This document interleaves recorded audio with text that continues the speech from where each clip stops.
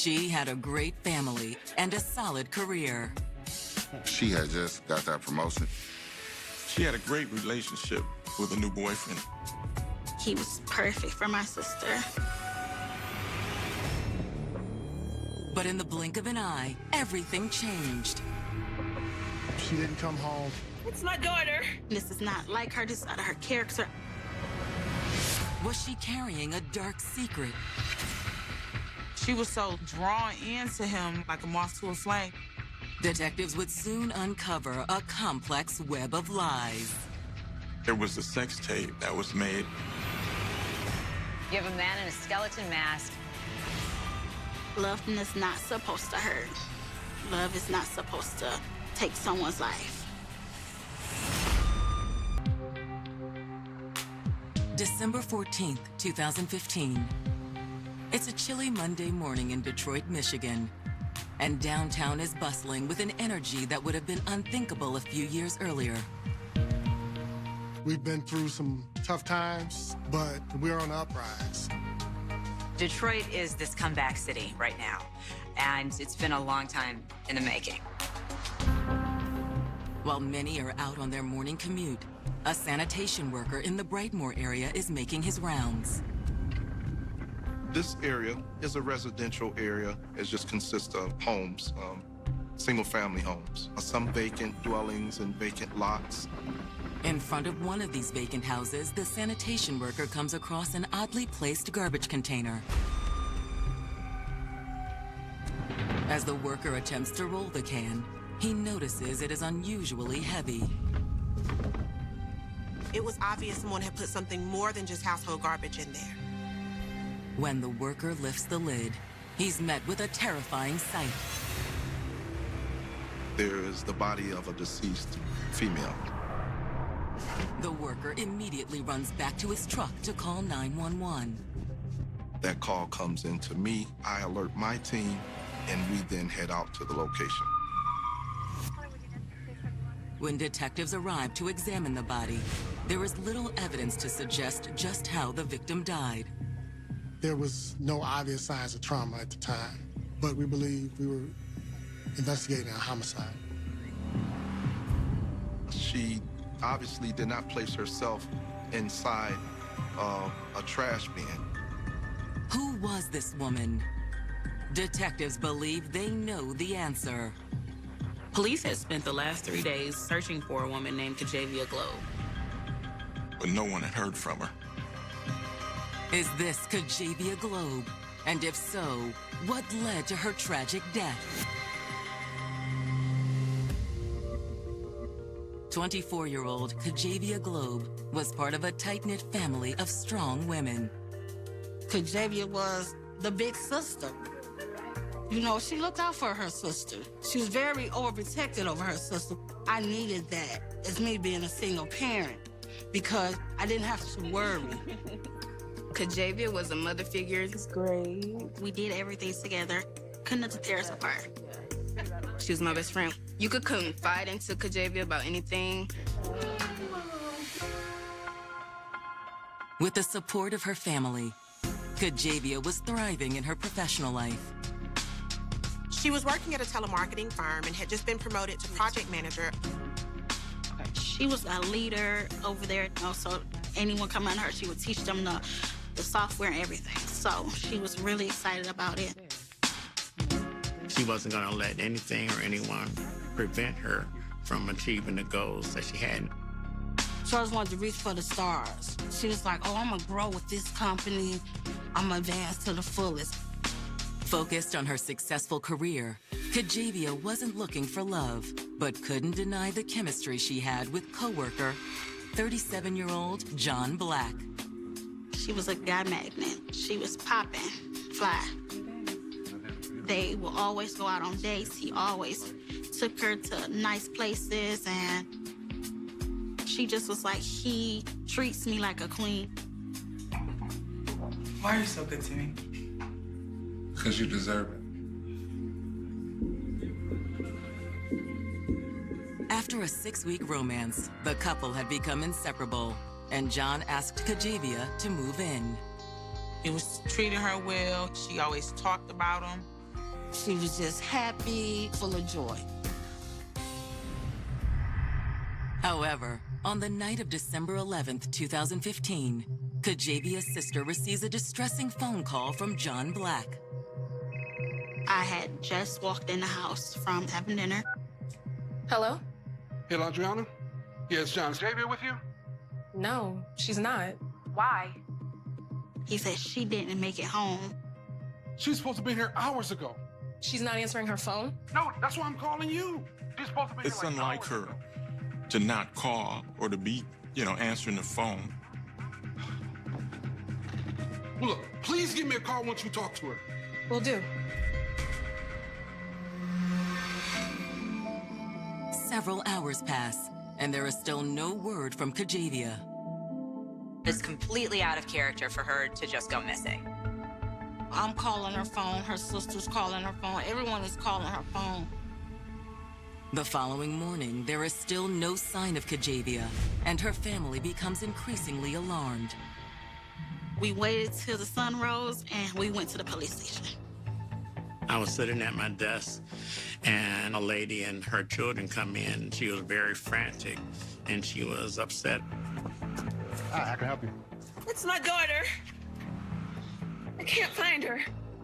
Okay, how long has she been missing? Since last night. With adults, if you hadn't been missing for a certain period of time, then in some cases we don't take the missing report.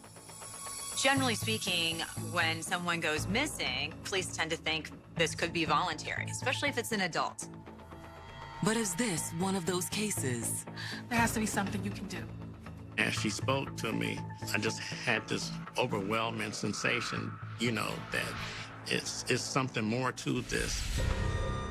2 days pass, and Kajavia is still missing. That is, until police respond to a 911 call and find a deceased woman matching her description.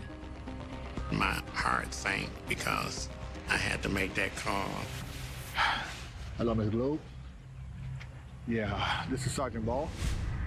When we received the phone call, and that was it. They found Kajavia's body. New love blossoming and a big promotion at work. 24-year-old Kajavia Globe appeared to have a bright future ahead of her. By all accounts, Kajavia had everything going for her. She's sort of living her best life. But on December 14th, 2015, 2 days after Kajavia was reported missing, her family is devastated to learn that her body has been recovered. Kajavia's boyfriend, John Black, had called her sister on Friday the 11th and said that she hadn't come home from work. The family's been through hell. There was no explanation as to why she would suddenly take off, and then suddenly there's a body that's been found. Now, with her body identified, homicide detectives must piece together what happened to Kajavia Globe and why. The evidence techs take photos. We collect evidence from the trash can. There were dog hair fibers that were collected. There was also pillow fibers. It looked like the dog may have torn a pillow or a comforter apart. We also collected those fibers. The can had been found in front of a clearly abandoned house. They also checked the vacant house. The vacant house was boarded up, and they could see that no one had entered that house. We conducted a canvass and spoke to the neighbors, asked what they may have saw or heard. Unfortunately, detectives are unable to find any witnesses. Their hope now is that Kajavia's body might provide the answers they need. Kajavia's body was transported to the medical examiner to see if they could determine a cause of death. While they wait for the forensic evidence to be processed, their next step is to talk to Kajavia's grieving family, with the hope they might help generate some leads. Was she having any trouble with anyone, maybe at work? They had a surprise party for her promotion at work. The day of her disappearance, She didn't appear to have any problems or anything like that at her job. Well, how are things with her boyfriend? Any problem? John Black? Not that I noticed. He was the one that told us she was missing. John was calling us, trying to find out where was Kajavia at. She was supposed to be here hours ago. He was very adamant on trying to find Kajavia. When a woman goes missing, those closest are immediately suspects. The current husband or boyfriend or whomever that happens to be. I thought that John had something to do with my sister's murder due to the fact that that was the man that was around her at the time. Anybody else we should look at? Kajavia's mother gives them the name of another man in her daughter's life. Kajavia's ex, Maxwell Brack. Max was her first relationship. Max was Kajavia's first everything. When I initially met Max, it was a good vibe. He was a good guy.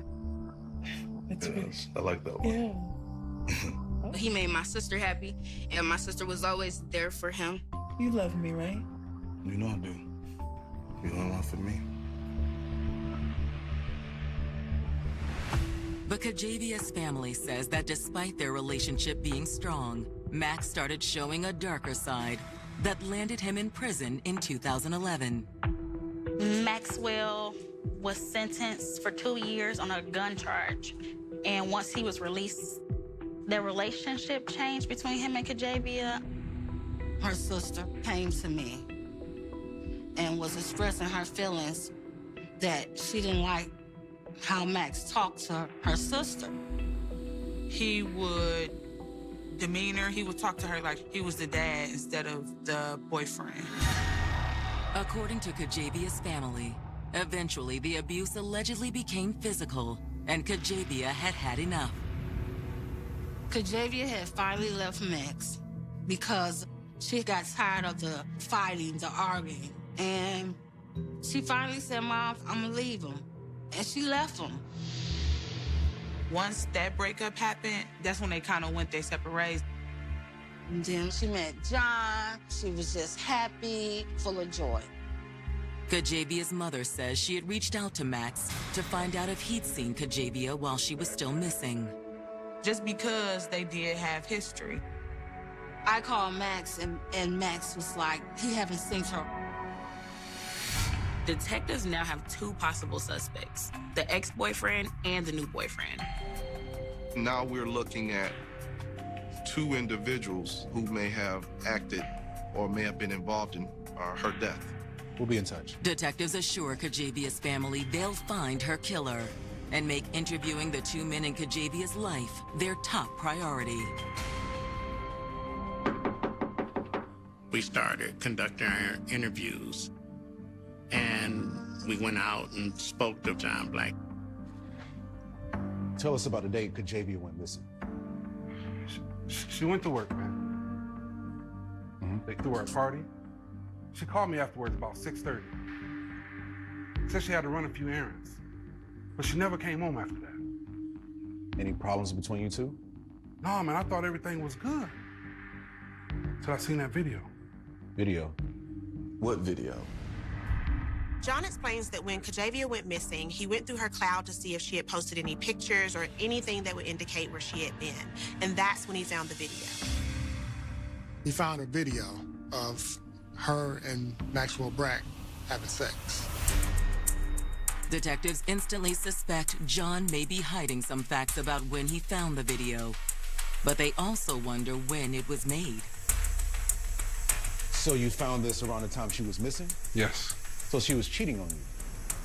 John Black provided us with that information that he suspected Kajavia was still sleeping with Maxwell Brack. See that tattoo? Detectives consider the possibility of a love triangle turned deadly, and that they may be face to face with Kajavia's killer. Jealousy can be a powerful motive. With Kajavia being involved with both guys, maybe one of them let their jealousy get the best of them.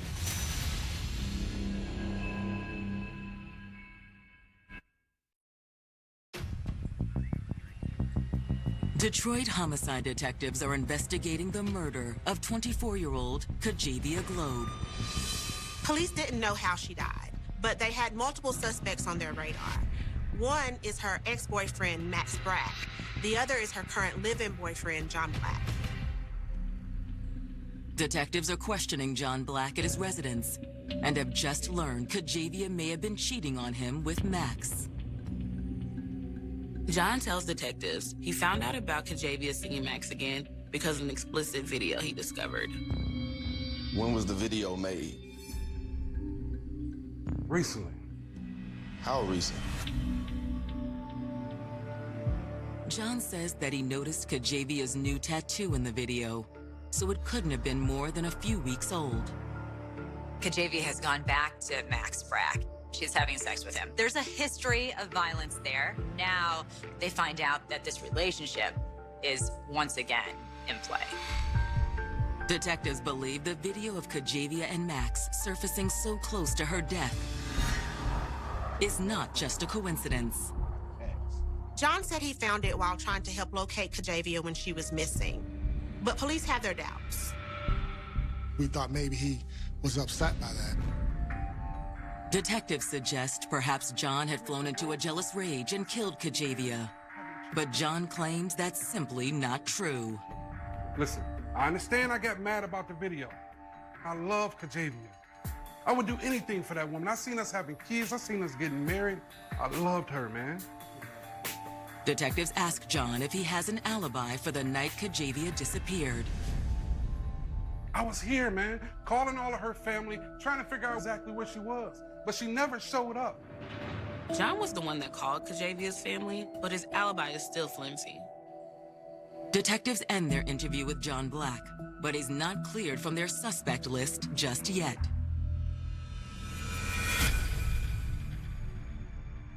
With any investigation, you have to follow a lead all the way until it ends. We had a couple of individuals who were in the suspect pool. We could not tell whether this was a crime of passion, whether this was a love triangle, whether this was some form of retaliation.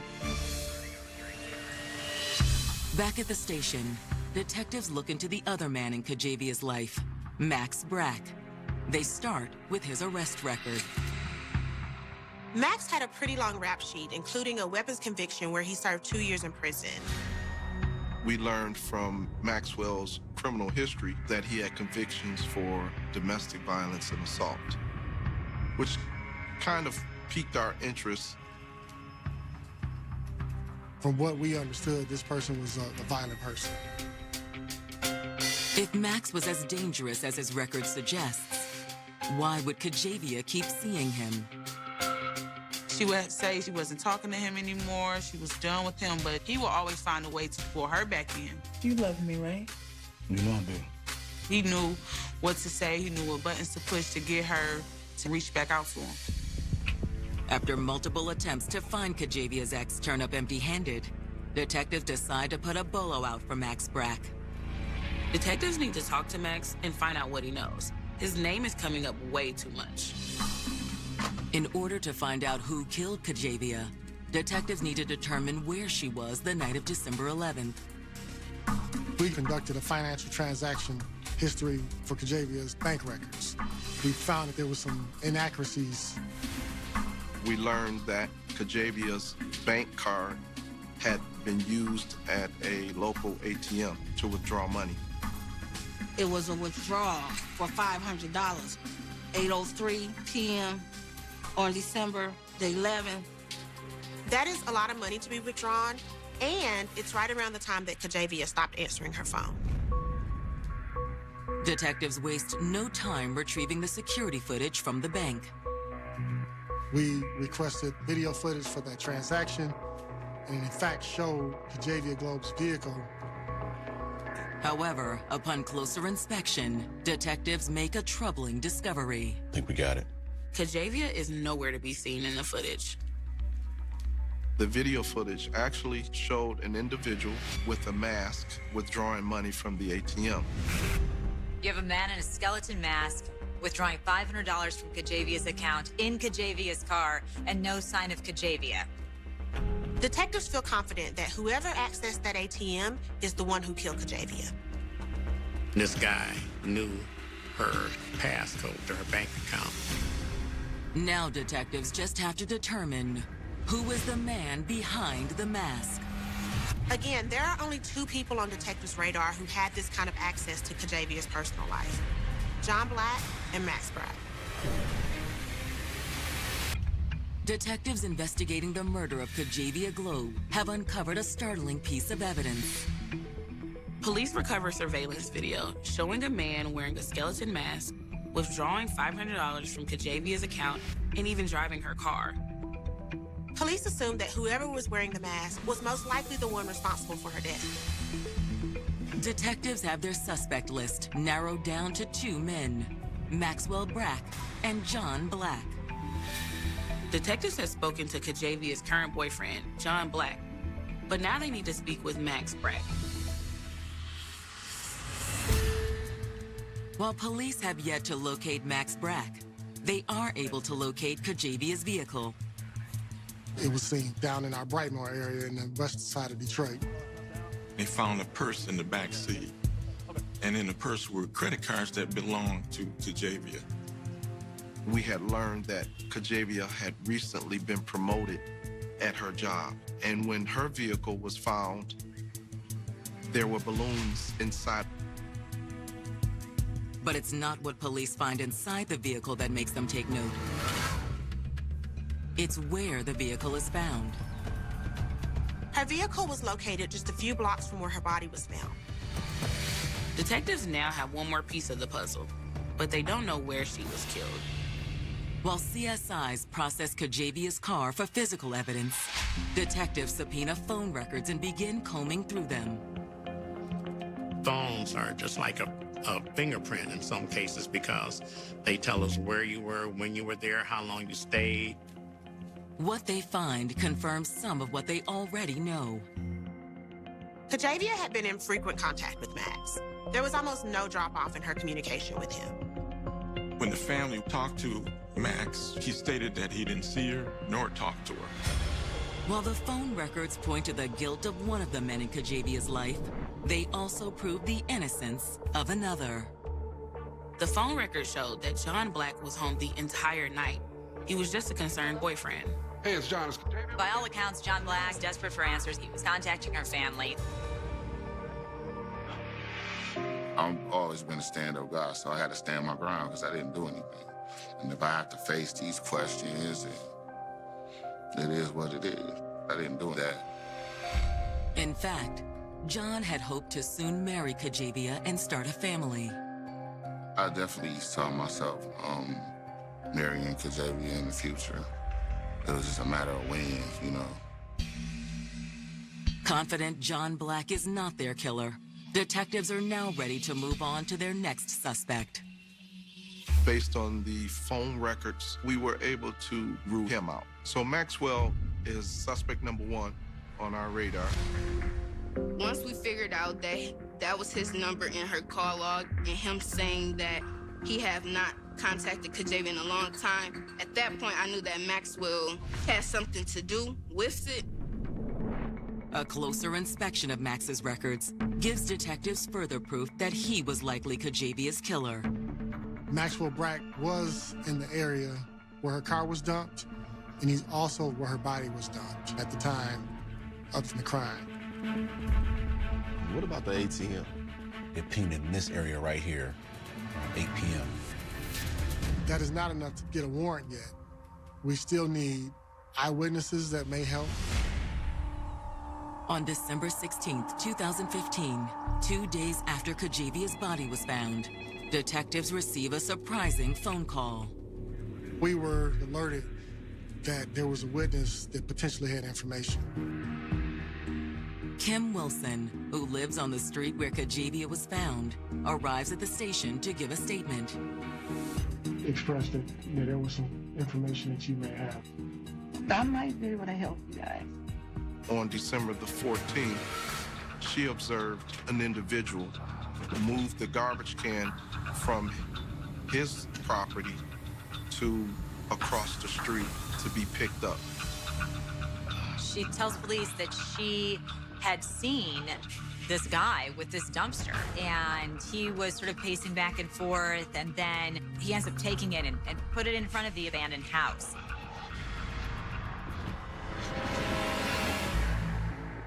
What was it that drew your attention? Well, it was this guy taking this garbage can across to a vacant house, but he kept going back and forth. the person who had moved the trash bin to the street and was standing around, and then also moved the trash can to the rear of the vacant home. She gave us a description and where he lived. You recognize him if you saw a picture of him? Somebody did. Detectives pulled photographs of some random men matching the description she gave, as well as a file photo for Max Brack. All right. So what we're gonna do is I'm gonna just show you a group of pictures. Okay. And you just go through them, take as much time as you need, but if you recognize the person, just let me know, all right? And she positively identified Maxwell Brack as the person who had moved the trash can where she was found. Thanks to Kim Wilson's statement, detectives now have enough evidence to arrest Maxwell Brack. She was very helpful and instrumental in getting the warrant signed for Maxwell Brack. They run the address given by Kim Wilson, but Max Brack is not listed as a resident. The home belongs to a woman named Cheryl Wolford. So now detectives have a new name in the mix. Who is this woman, and what is her connection to Max? Detectives immediately head to the house, prepared to take Max into custody. But when they arrive, there's no sign of him. Can I help you? Hello, ma'am. We have a warrant for Maxwell Brack. Is he here? No. Is this about Kajavia? Can we come in?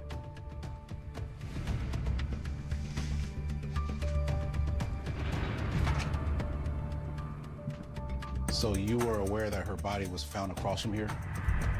It is revealed at that point that her boyfriend is Maxwell Brack. Could Cheryl Wolford have been involved in Kajavia's murder? If Kajavia was cheating on John with Max, then that meant Max was cheating on Cheryl with Kajavia. At this point, she's a possible suspect. Detroit detectives now have an eyewitness that identified Max Brack as the man who left Kajavia Globe's body in a garbage container. Maxwell Brack was Kajavia Globe's ex-boyfriend. However, they were still lovers. Kajavia's body was found across from a house where Max Brack was staying. They have a witness saying he moved her body, but they're still not sure how she died.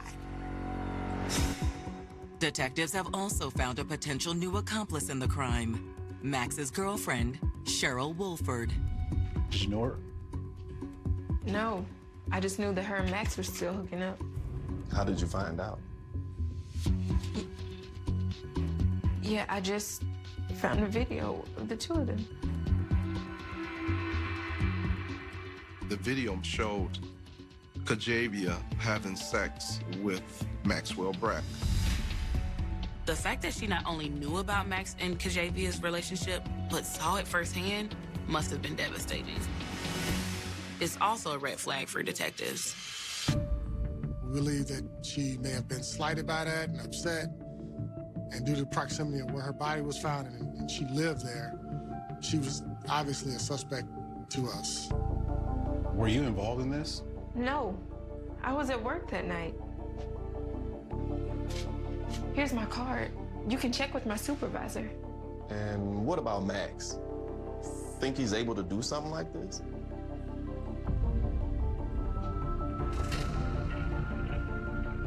Can we search your home? Yes. Detectives proceed to search Cheryl's home. Although they don't find obvious signs of a crime scene, they don't leave empty-handed.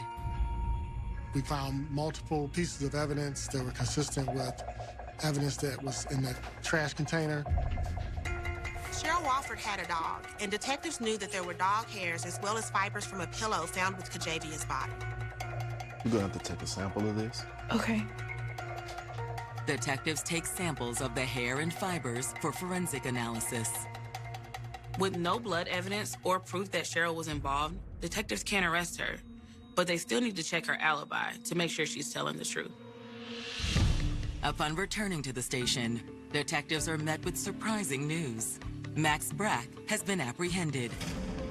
Maxwell Brack did not come in voluntarily. Our headquarters surveillance tracked him out in Jackson, Michigan, and he was arrested Kajavia's family is relieved to hear the news as well. They told me that we got him, Miss Globe. We have Max. And I just started thanking God. He was returned back to our Detroit Detention Center, at which point myself and Detective Crosby conducted an interview of Mr. Brack. When detectives sit down with Max, he doesn't appear to be concerned that he is at the center of a homicide investigation. He's a guy that loves to hear himself talk. He's clearly a narcissist. He's boasting about how he's used this woman for that, uses that woman for this. He pretty much kind of painted himself a womanizer. We know you're still involved with Kajavia Globe. We have a witness who saw you move the body. We tracked your phone. So why'd you kill her? Got bad intel, man. Why would I kill her if I'm still hooking up with her? He denied. And in most of those denials, our evidence refuted almost everything that he said. He played a victim role during that interview.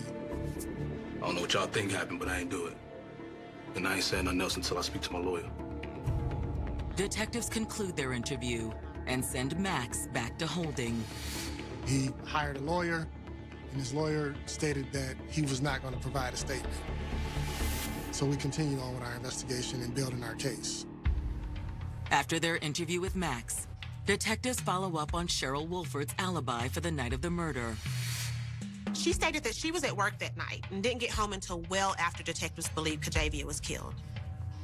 We confirmed the information that she provided, and that's how we were able to clear her. With another suspect cleared, and without a strong motive or cause of death, detectives feel the pressure to build their case against Max. This was the only time that I have been involved with a homicide investigation where the cause of death has been unknown.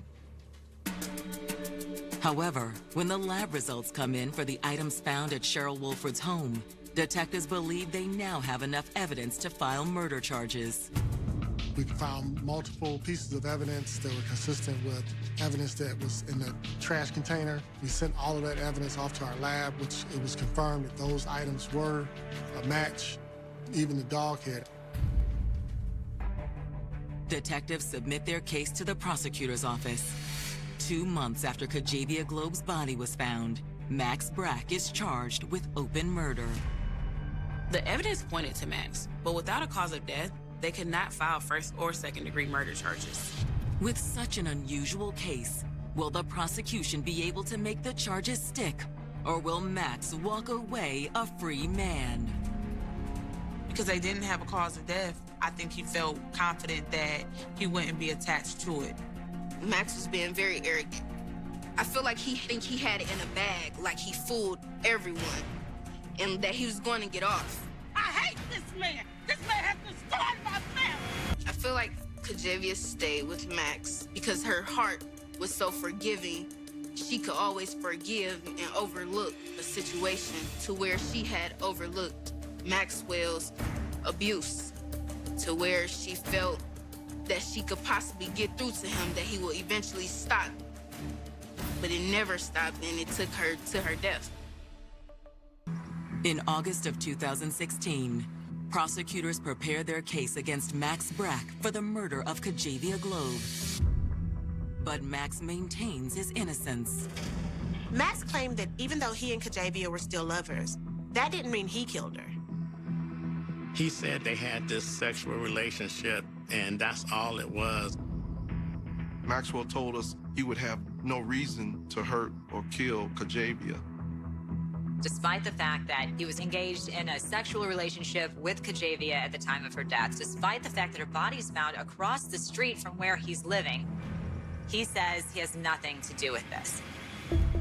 When Max's trial begins in late August, emotions run high as his defense begins to poke holes in the prosecution's case. Even with all the evidence linking Max to Kajavia's body, not knowing how she died really jeopardized the case. They didn't have a cause of death. Prosecutors also lack a clear-cut motive. Why did this happen? Why would he kill someone he claimed to love? And we can't ask Kajavia what happened. And Max Brack is never going to admit to what happened. I believe trying to determine the motive was one of the hardest things in this case, but everything just kept drawing them back together in this combustible relationship that eventually exploded. Prosecutors and Kajavia's family have a theory about what happened the night Kajavia died. The prosecution believed that Kajavia went to see Max at Cheryl's home while Cheryl was at work. They assert that Kajavia went there to end the relationship. That's when Max flew into a rage and killed her. I don't want to do this anymore. You said that once before already. We're done, Max. Stop! Stop! Stop it! Get off of me! Shut up.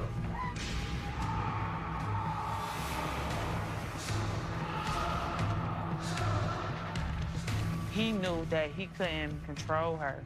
He couldn't get her to just pull up whenever he said he needed something. She wasn't at his beck and call no more.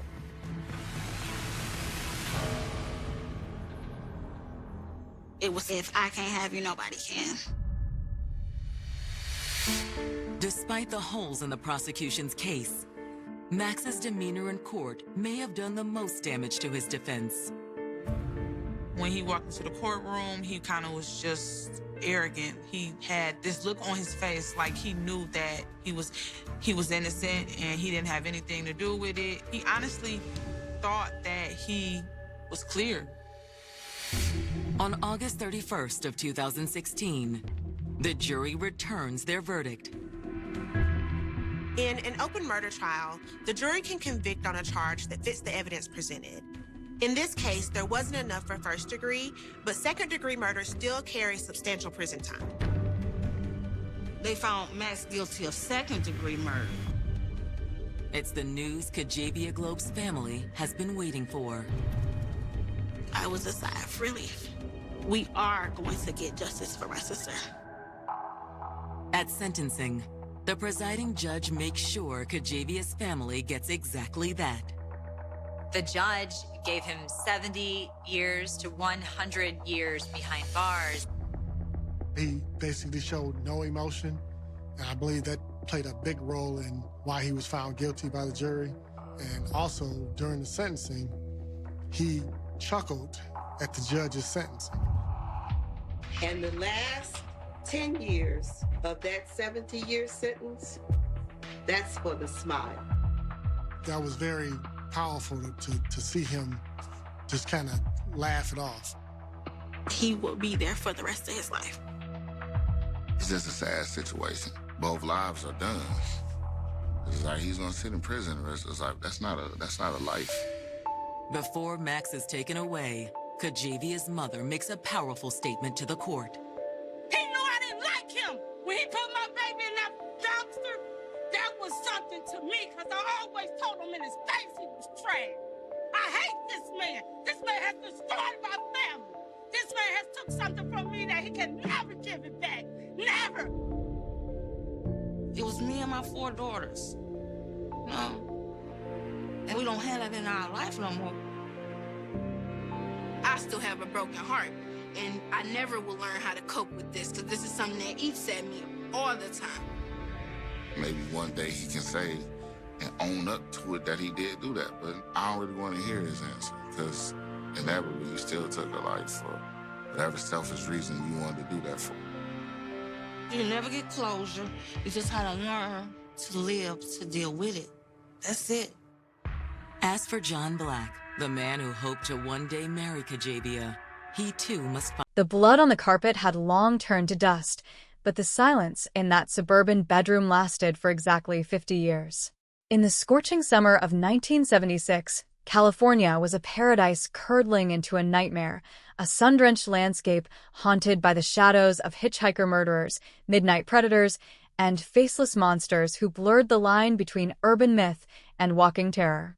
Neighbors still left their front doors unlocked. Children still chased ice cream trucks down asphalt streets shimmering with heat waves, and the concept of genetic profiling was nothing more than science fiction locked in a university basement. Then, in a single, silent night, the illusion of safety shattered into 1,000 jagged pieces. A young woman, full of life and promise, stepped into her home and never stepped out alive, becoming the final, horrific exclamation point in a phantom's reign of terror. For 5 decades, her name was whispered in the corridors of cold case units, a permanent question mark pinned to a dusty bulletin board, an unsolved riddle that mocked the badges of 3 generations of detectives. The file grew yellow, the edges frayed, and the family's grief hardened into a quiet, desperate resignation as the world moved on, forgot, and buried the horror beneath the sediment of time. But justice has a strange, relentless heartbeat, a pulse that refuses to flatline even when the witnesses die, the evidence degrades, and the monster believes he has vanished into the safety of old age. Tonight, the past collides violently with the present. A decades-old secret is ripped open, and the final puzzle piece of California's most chilling serial saga is violently forced into place. The air in Sacramento that July evening was thick, heavy with the scent of pine and exhaust, a stagnant heat that refused to lift even after the sun dipped below the Sierra Nevada. Dana Bennett was 22, an aspiring artist with a laugh that could brighten the dimmest room, a girl who spent her weekends painting landscapes and dreaming of a life beyond the valley. She had just finished her shift at a local diner, waving goodbye to coworkers, her mind focused on the quiet apartment she shared with a roommate who was away for the weekend. The walk home was short, for blocks down a tree-lined avenue where the streetlights flickered with a lazy, amber glow, casting long, dancing shadows across the concrete. Nothing felt wrong. No sirens wailed. No crows took flight from the telephone wires, yet an invisible trap was already closing around her. Step by step, she neared her porch, her keys jingling in her hand, completely unaware that eyes were watching her from the darkness of a parked sedan. The door clicked open, the lock turned, and the safety of her sanctuary enveloped her, or so she thought as she kicked off her shoes and turned on a single kitchen light. Behind her, a shadow slipped through the window screen, a silent, practiced movement that left no trace, an intrusion so sudden and absolute that she didn't even have time to scream. The next morning, the sun rose hot and blinding, casting an unforgiving light on a scene that would haunt the first responding officers for the rest of their natural lives. Dana's best friend, worried by unanswered phone calls, used a spare key to open the front door, expecting to find her friend oversleeping or busy at her easel. Instead, she was met by a heavy, metallic odor that hung in the air like a physical wall, an immediate, instinctual warning that something terrible had transpired. In the bedroom, the mattress was overturned, clothes were ripped from the closet, and the walls bore the unmistakable, violent splashes of a frantic, desperate struggle for survival. Dana lay in the center of the chaos, her life stolen in a manner so brutal, so calculated, that it sent a shiver down the spines of hardened homicide detectives. There was no signs of forced entry at the front door, no stolen jewelry, no missing cash, suggesting this was not a burglary gone wrong, but a targeted, predatory execution. The killer had operated with a terrifying efficiency, leaving behind a pristine crime scene devoid of fingerprints, footprints, or any obvious clues that could point to an identity. It was a ghost attack, a strike from a phantom who knew exactly how to evade detection, leaving the community paralyzed with fear and law enforcement grasping at thin air. As the days turned into weeks, the investigation spiraled into a labyrinth of dead ends, false leads, and mounting public hysteria that gripped Northern California. Detectives worked 20-hour shifts, filling notebooks with the names of local troublemakers, ex-boyfriends, transient workers, and delivery men, but every alibi held up, every suspect checked out. The mailbox at the precinct overflowed with anonymous tips, frantic calls from citizens claiming to have seen a suspicious man lurking in the bushes, or a strange car idling near the park. A massive dragnet swept through the city, parks were searched, fields were combed, and the riverbed was dragged, but the killer had vanished into the foggy California night like smoke. The realization slowly dawned on the task force that they weren't dealing with an amateur or a crime of passion, but a calculating monster who viewed human life as a trophy. The methodology mirrored whispers from neighboring counties, whispers of a serial predator who moved like a shadow, striking without motive, leaving behind a trail of broken families and cold cases. The fear became viral. Gun sales skyrocketed, hardware stores ran out of deadbolts, and women refused to walk alone even in broad daylight, realizing that a monster was walking among them, completely uncatchable. By the winter of 1978, the fury of the initial investigation had frozen into a grim, stagnant reality as the leads dried up completely and the case file was closed and placed in a metal cabinet. Dana's parents visited the police station every Tuesday, their faces aging a year for every month that passed, asking the same desperate questions to detectives who could only shake their heads and look away. The bright-eyed artist became a black-and-white photograph in a filing cabinet, a tragic statistics in a decade defined by high-profile serial killers who captivated the media and terrified the nation. Other crimes grabbed the headlines, new horrors emerged to dominate the evening news, and the name Dana Bennett gradually faded from the public consciousness, preserved only in the aching hearts of those who loved her. The detectives who first knelt in her blood retired, handing the dusty binder to younger officers who looked at the grainy photos with a sense of detached sympathy, viewing it as a historical artifact rather than an active hunt. The killer had won, or so it seemed, disappearing into the vast, sprawling tapestry of American society, perhaps committing crimes elsewhere, perhaps living a quiet, respectable life as a neighbor, a father, a co-worker. The case was officially designated a cold case, a polite term for a graveyard of unanswered questions where justice went to die. Decades rolled past like a heavy fog. The 1980s brought technological shifts, the 1990s introduced early DNA testing, but the biological evidence from 1976 was deemed too degraded, too minimal to yield a profile under the crude methods of the time. The physical evidence sat in a cardboard box in an evidence locker, subject to temperature fluctuations, moisture, and the slow, inevitable decay of organic matter. Every few years, a new detective would pull the box down, blow off the dust, read the original yellow typewritten notes, and wonder about the monster who left so little behind. They would look at the fabric samples, the preserved swabs, hoping that science would catch up to the cruelty of that July night, but the laboratory reports always returned with the same frustrating result: insufficient sample. It seemed the killer had not only escaped at the scene, but had successfully defied the march of progress, his identity protected by the limitations of human knowledge. The family members passed away one by one, carrying their grief to their graves, never knowing who stole their daughter's future, leaving only a distant cousin to keep the flame of memory alive. The case was a ghost, a haunting reminder of an era when a clever predator could slip through the cracks of the justice system and live a full, unpunished life. Then came the turning point, a revolutionary breakthrough that would rewrite the rules of criminal investigation and strike terror into the hearts of aging, hidden monsters across the globe. Investigative genetic genealogy emerged from the world of family history websites, turning casual ancestry searches into a powerful tool for hunting the uncatchable. In 2026, a specialized cold case task force partnered with a cutting-edge laboratory, utilizing advanced forensic sequencing to extract a complete DNA profile from a microscopic, degraded sample found on Dana's clothing. This wasn't just a match for a criminal database, it was a map of a family tree, a complex web of genetic connections that pointed to a specific lineage stretching back generations.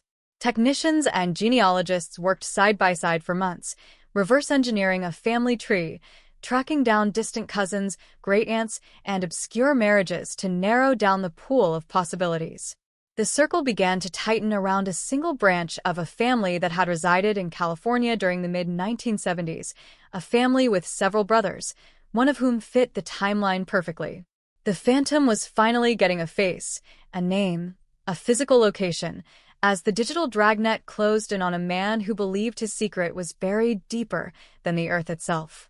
The name that emerged at the end of the genetic trail was Arthur Vance, a 78-year-old grandfather living a quiet, unassuming life in a retirement community in Oregon. To his neighbors, Vance was a gentle soul who spent his days gardening, feeding birds, and volunteering at the local library, a man who never raised his voice or showed a hint of malice.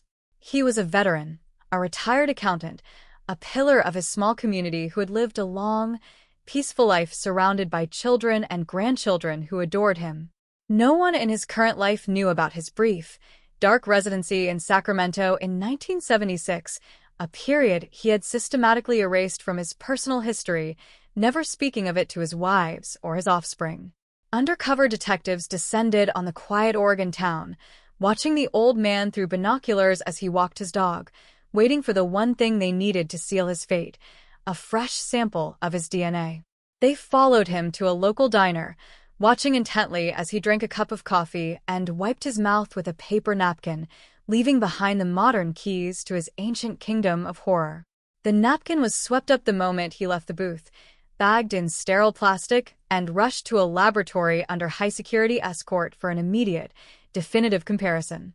The laboratory results came back 48 hours later, a perfect, undeniable, 1 in a billion match between the DNA on the diner napkin and the sperm cells preserved from the 1976 crime scene. The Phantom of Sacramento was no longer a ghost. He was Arthur Vance, and the revelation sent shockwaves through the law enforcement community as they realized the scale of what they had uncovered. Vance wasn't just Dana Bennett's killer. His genetic profile matched 3 other unsolved cold cases across the state, revealing him to be a prolific, unsuspected serial killer who had stopped striking only when his life circumstances shifted. The final victim, Dana, had been his last strike before he packed his bags, moved across state lines, and adopted the persona of a law-abiding, gentle family man. The arrest warrant was signed in secrecy, a tactical team assembled in the pre-dawn darkness outside his manicured suburban home, preparing to bring a 5-decade run of evasion to a crashing, violent end. As the red and blue lights began to flash against his bedroom window, Vance awoke not to the peaceful morning of an innocent grandfather, but to the long-delayed reckoning of a monster whose past had finally hunted him down. The heavy steel doors of the Sacramento County Jail slammed shut behind Arthur Vance, a sound that echoed like a thunderclap through the decades of silence that had protected him. The courtroom was packed to capacity during his arraignment, a sea of journalists, aging retirees who remembered the fear of 1976 and the few remaining relatives of his victims, all staring at the frail old man in the orange jumpsuit. He sat in a wheelchair, his hands trembling, his eyes downcast, a pathetic figure who looked incapable of stepping on a bug, let alone brutalizing young women in the dark of night. Yet, as the prosecutor read the charges, detailing the horrific specifics of the night Dana Bennett died, the mask of the innocent grandfather began to slip, revealing a cold, detached emptiness beneath. The defense attempted to argue for bail, citing his advanced age, his failing health, and his decades of good behavior, but the judge denied the motion with a gavel strike that sounded like a gunshot. There would be no mercy for the man who showed none, no comfort for the predator who spent 50 years enjoying the freedom he stole from others. The wheels of justice, though agonizingly slow, had ground exceedingly fine, and the final chapter of a California nightmare was finally being written in the stark, uncompromising light of a court of law. Today, the apartment where Dana Bennett drew her last breath is gone, replaced by a modern office building, but the memory of what happened there has finally found peace. The conviction of Arthur Vance brought a shuddering, emotional conclusion to a case that defined an era of terror, proving that time is no longer a shield for the wicked.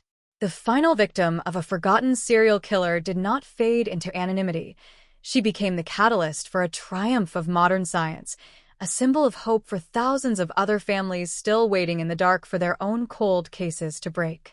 In the quiet cemeteries where his victims rest, the air feels lighter now, the heavy burden of unresolved injustice lifted by the relentless dedication of those who refused to let the fire die. Arthur Vance will spend his remaining days behind concrete walls, staring at the ceiling, haunted not by his memories, but by the knowledge that he was caught, unmasked, and defeated by the very ghost he left behind. The 50-year silence is broken, the final verdict is delivered, and the shadow that haunted California for half a century has been permanently consumed by the light. The following segment continues the cinematic, high-tension voiceover narrative without interruption, diving deeper into the chilling atmosphere of the 1976 investigation and the dark psychological landscape of the hunt. The morning sun that broke over Sacramento on July 14, 1976, did not bring warmth. It brought a cold, paralyzing terror that seemed to freeze the blood of everyone who crossed the threshold of that modest suburban apartment. The first responding patrolman, a veteran of the force who had witnessed the grim aftermath of highway pileups and barroom brawls, walked out onto the manicured front lawn and openly wept, his uniform stained with the dew of a California morning that would never feel pure again.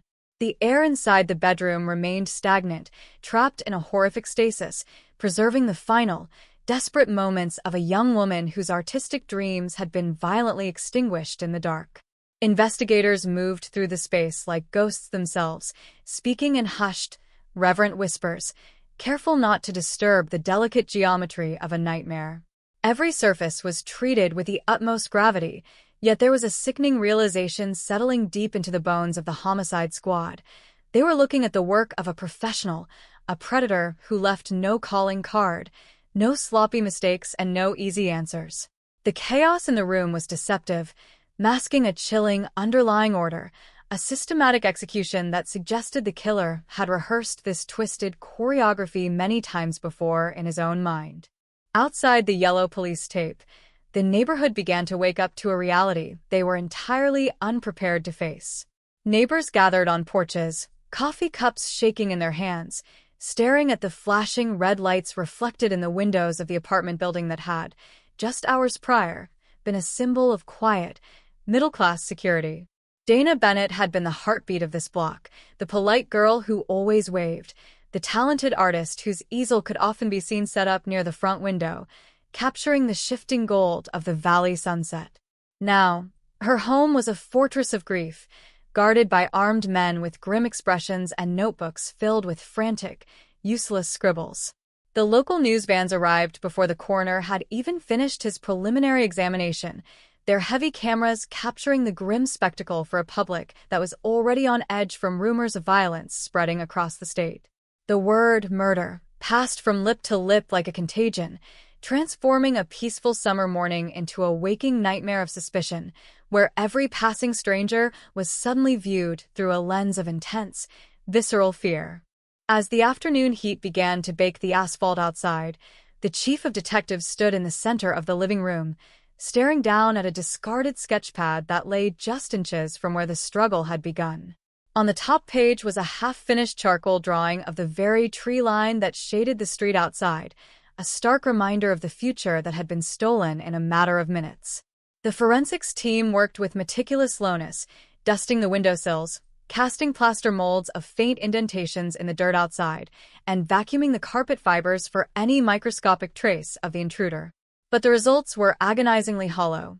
The window screen had been cut with surgical precision, a single, clean slice that allowed a hand to reach through and release the latch without making a sound.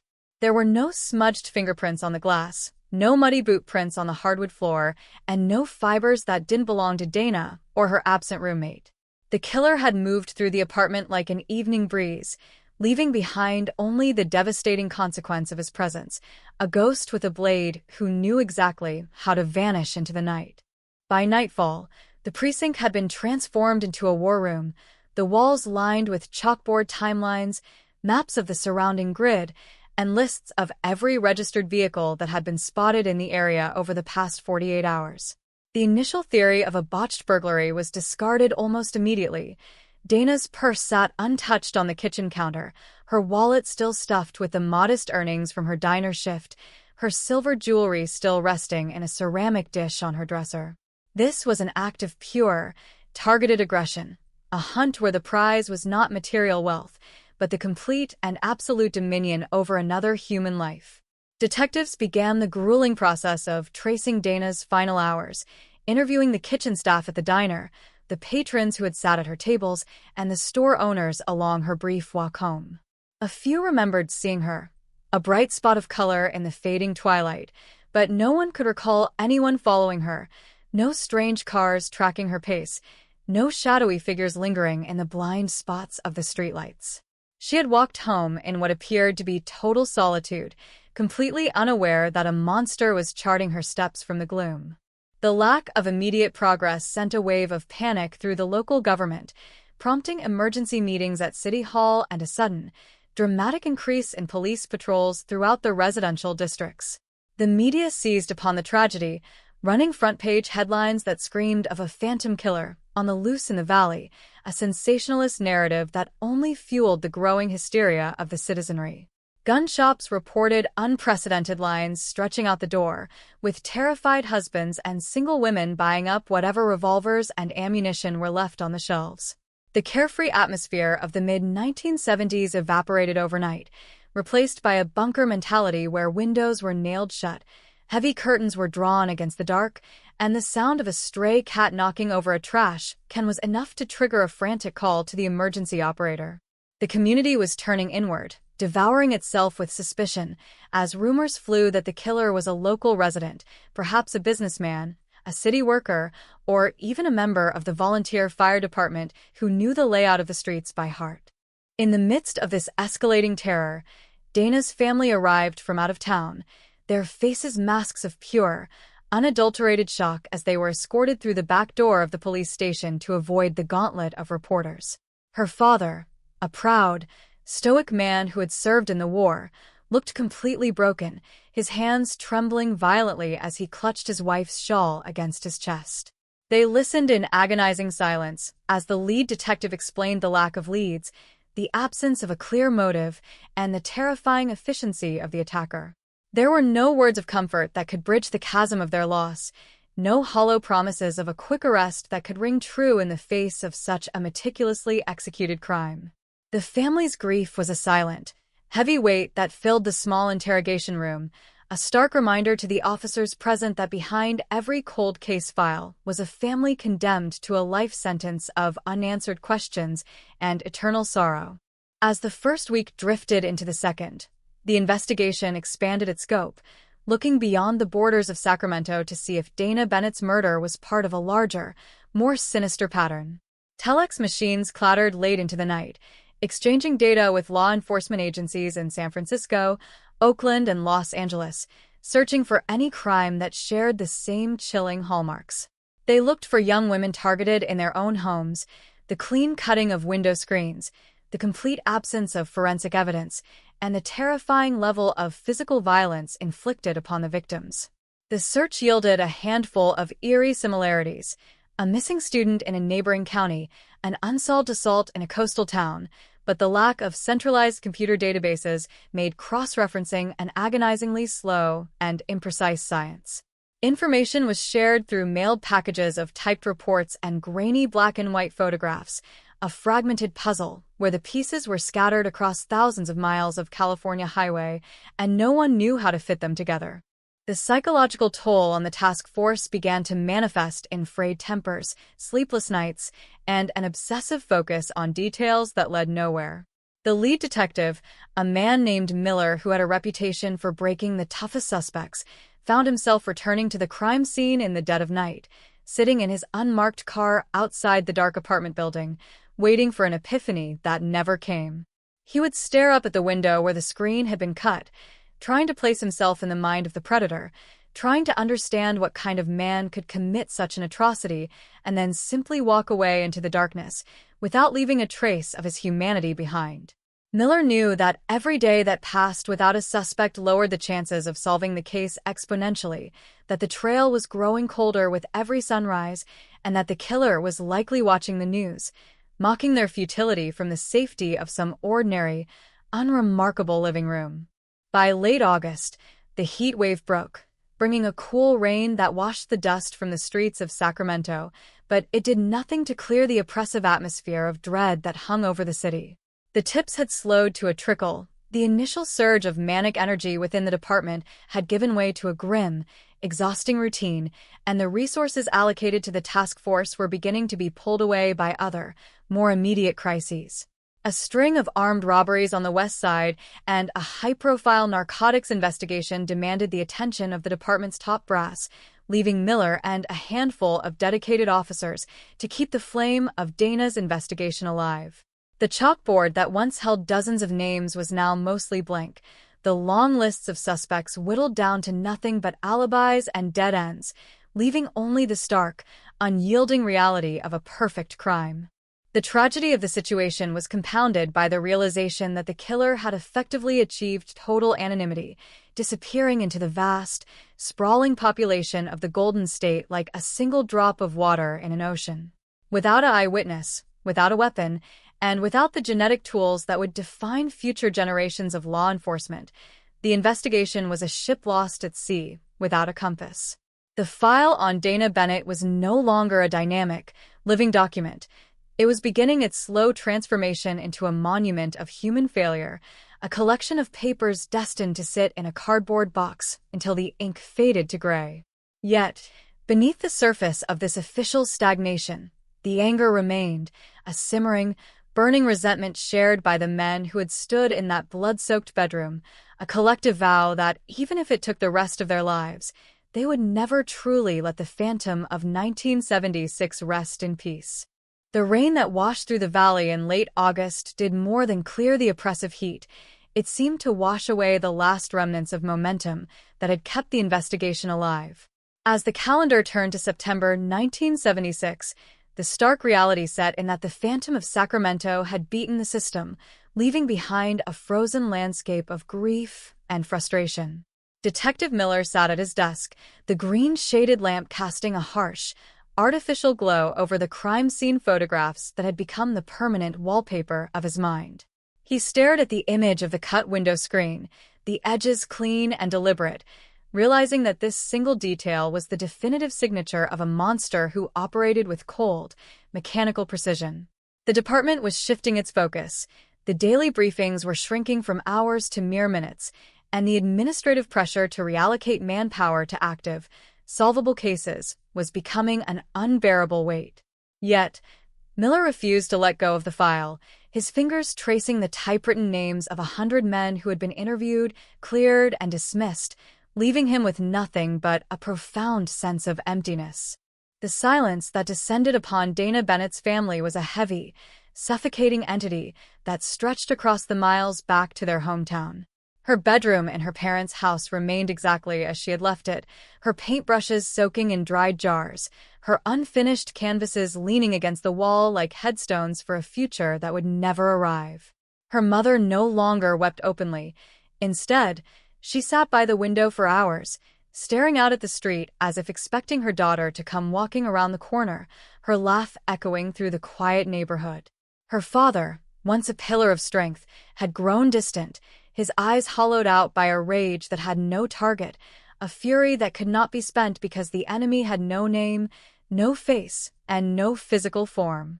They were trapped in a permanent state of purgatory, suspended between the horrific certainty of her death and the maddening ambiguity of who had taken her from them, a psychological torture that was as calculated as the crime itself.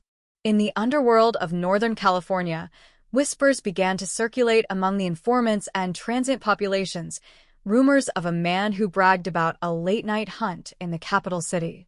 Miller and his partner spent weeks chasing these shadows through the dim, smoke-filled bars of the docks and the crumbling motels along the highway, throwing suspects against neon-lit walls and demanding answers that never materialized.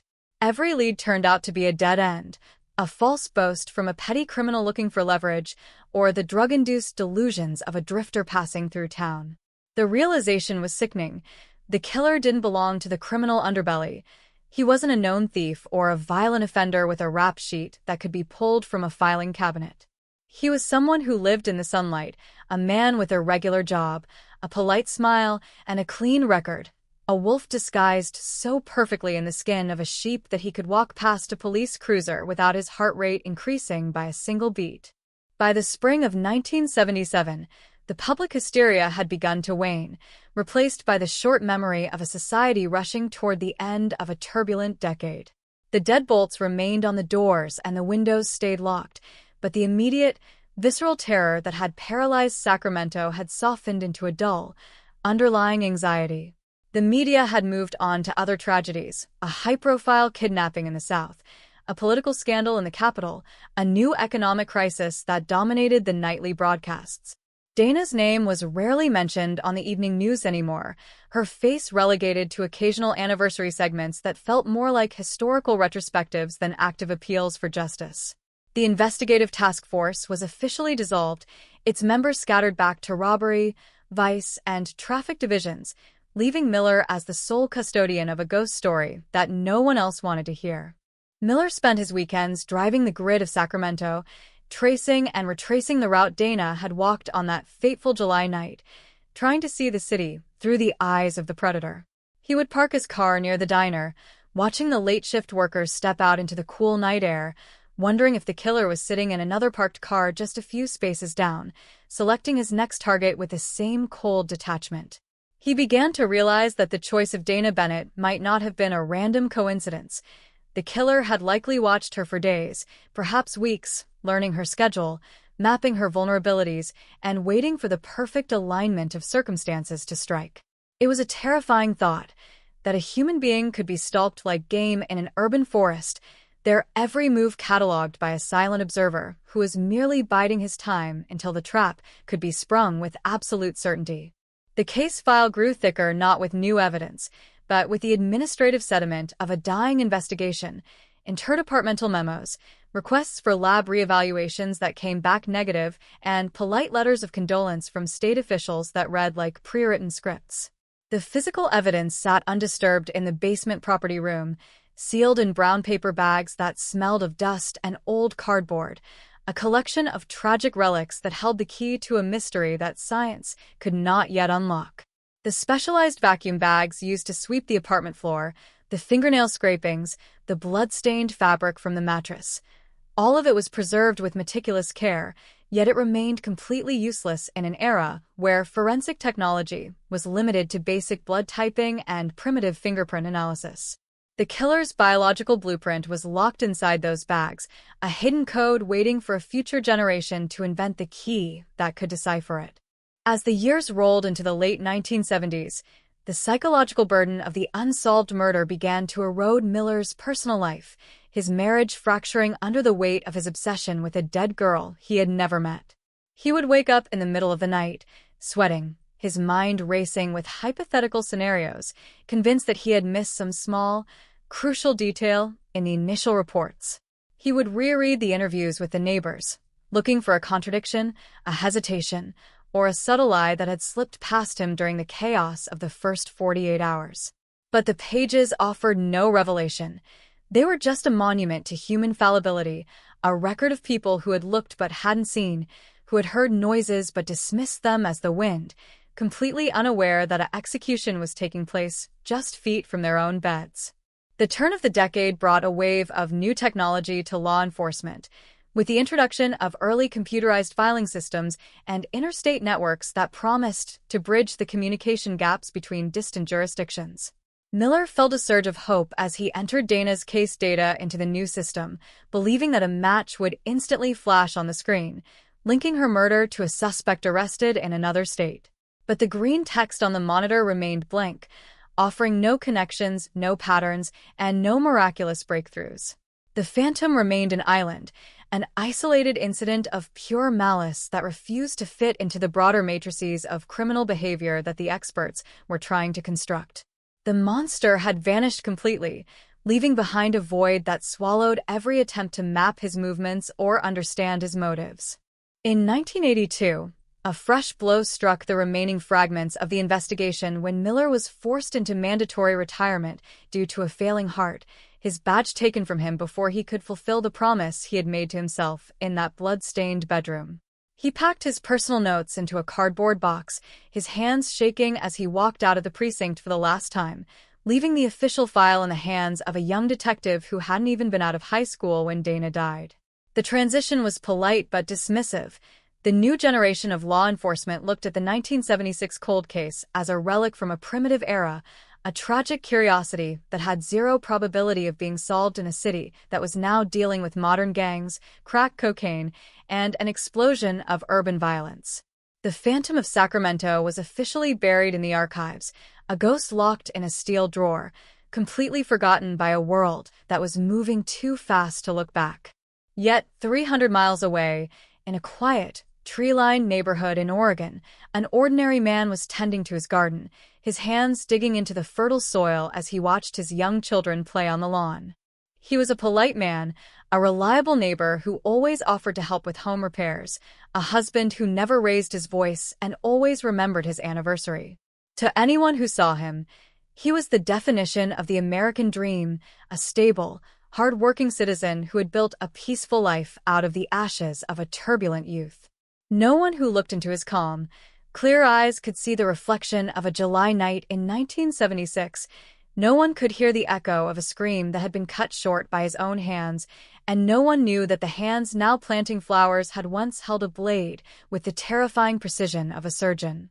The monster was resting, his hunger sated by the absolute perfection of his final act, living out his days in total anonymity, completely secure in the knowledge that the past was a country he had burned to the ground behind him. The arrival of the mid-1980s brought a strange, synthetic glitter to California, an era of neon lights, roaring stock markets, and an obsession with the future that made the events of 1976 feel as distant as a black-and-white movie. In the basement archives of the Sacramento Police Department, the air was cold, smelling permanently of damp concrete and decomposing paper. The cardboard box labeled Case 76 to 14,902. Bennett, Dana sat on the lowest shelf of the furthest row, slowly gathering a thick shroud of gray dust. The young detective who had inherited the filing cabinet, a man named Henderson, rarely had time to even glance in its direction. His days were consumed by a new brand of urban warfare, street gangs, the devastating arrival of crack cocaine, and a skyrocketing homicide rate that left the department constantly playing catch-up with the living, leaving very little time to mourn the long dead. To the modern administration, Dana Bennett was not a person. She was an administrative metric, a stagnant digit in the unsolved column that threw off the department's clearance statistics.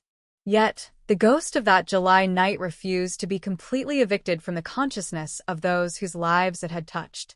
Retired Detective Miller spent his days sitting on the porch of his small house in the suburbs, his heart failing him, but his memory remaining sharp as a razor. He kept his personal copy of the case file in a locked briefcase beneath his bed, pulling it out when the winter rains kept him indoors. He would look at the grainy black and white photos of the bedroom, staring at the microscopic details until his eyes blurred. He had mapped every inch of that apartment in his head. He knew the exact distance from the window to the bed, the number of paces it took to cross the kitchen, and the precise angle at which the bedroom door swung open. What tormented him most wasn't the violence itself, but the absolute lack of an echo.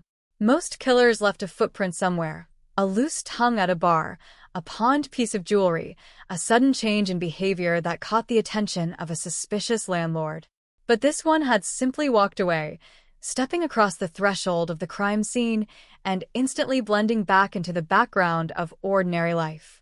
In the quiet town of Eugene, Oregon, the man who had left that clean slice in the window screen was currently building a wooden deck in his backyard.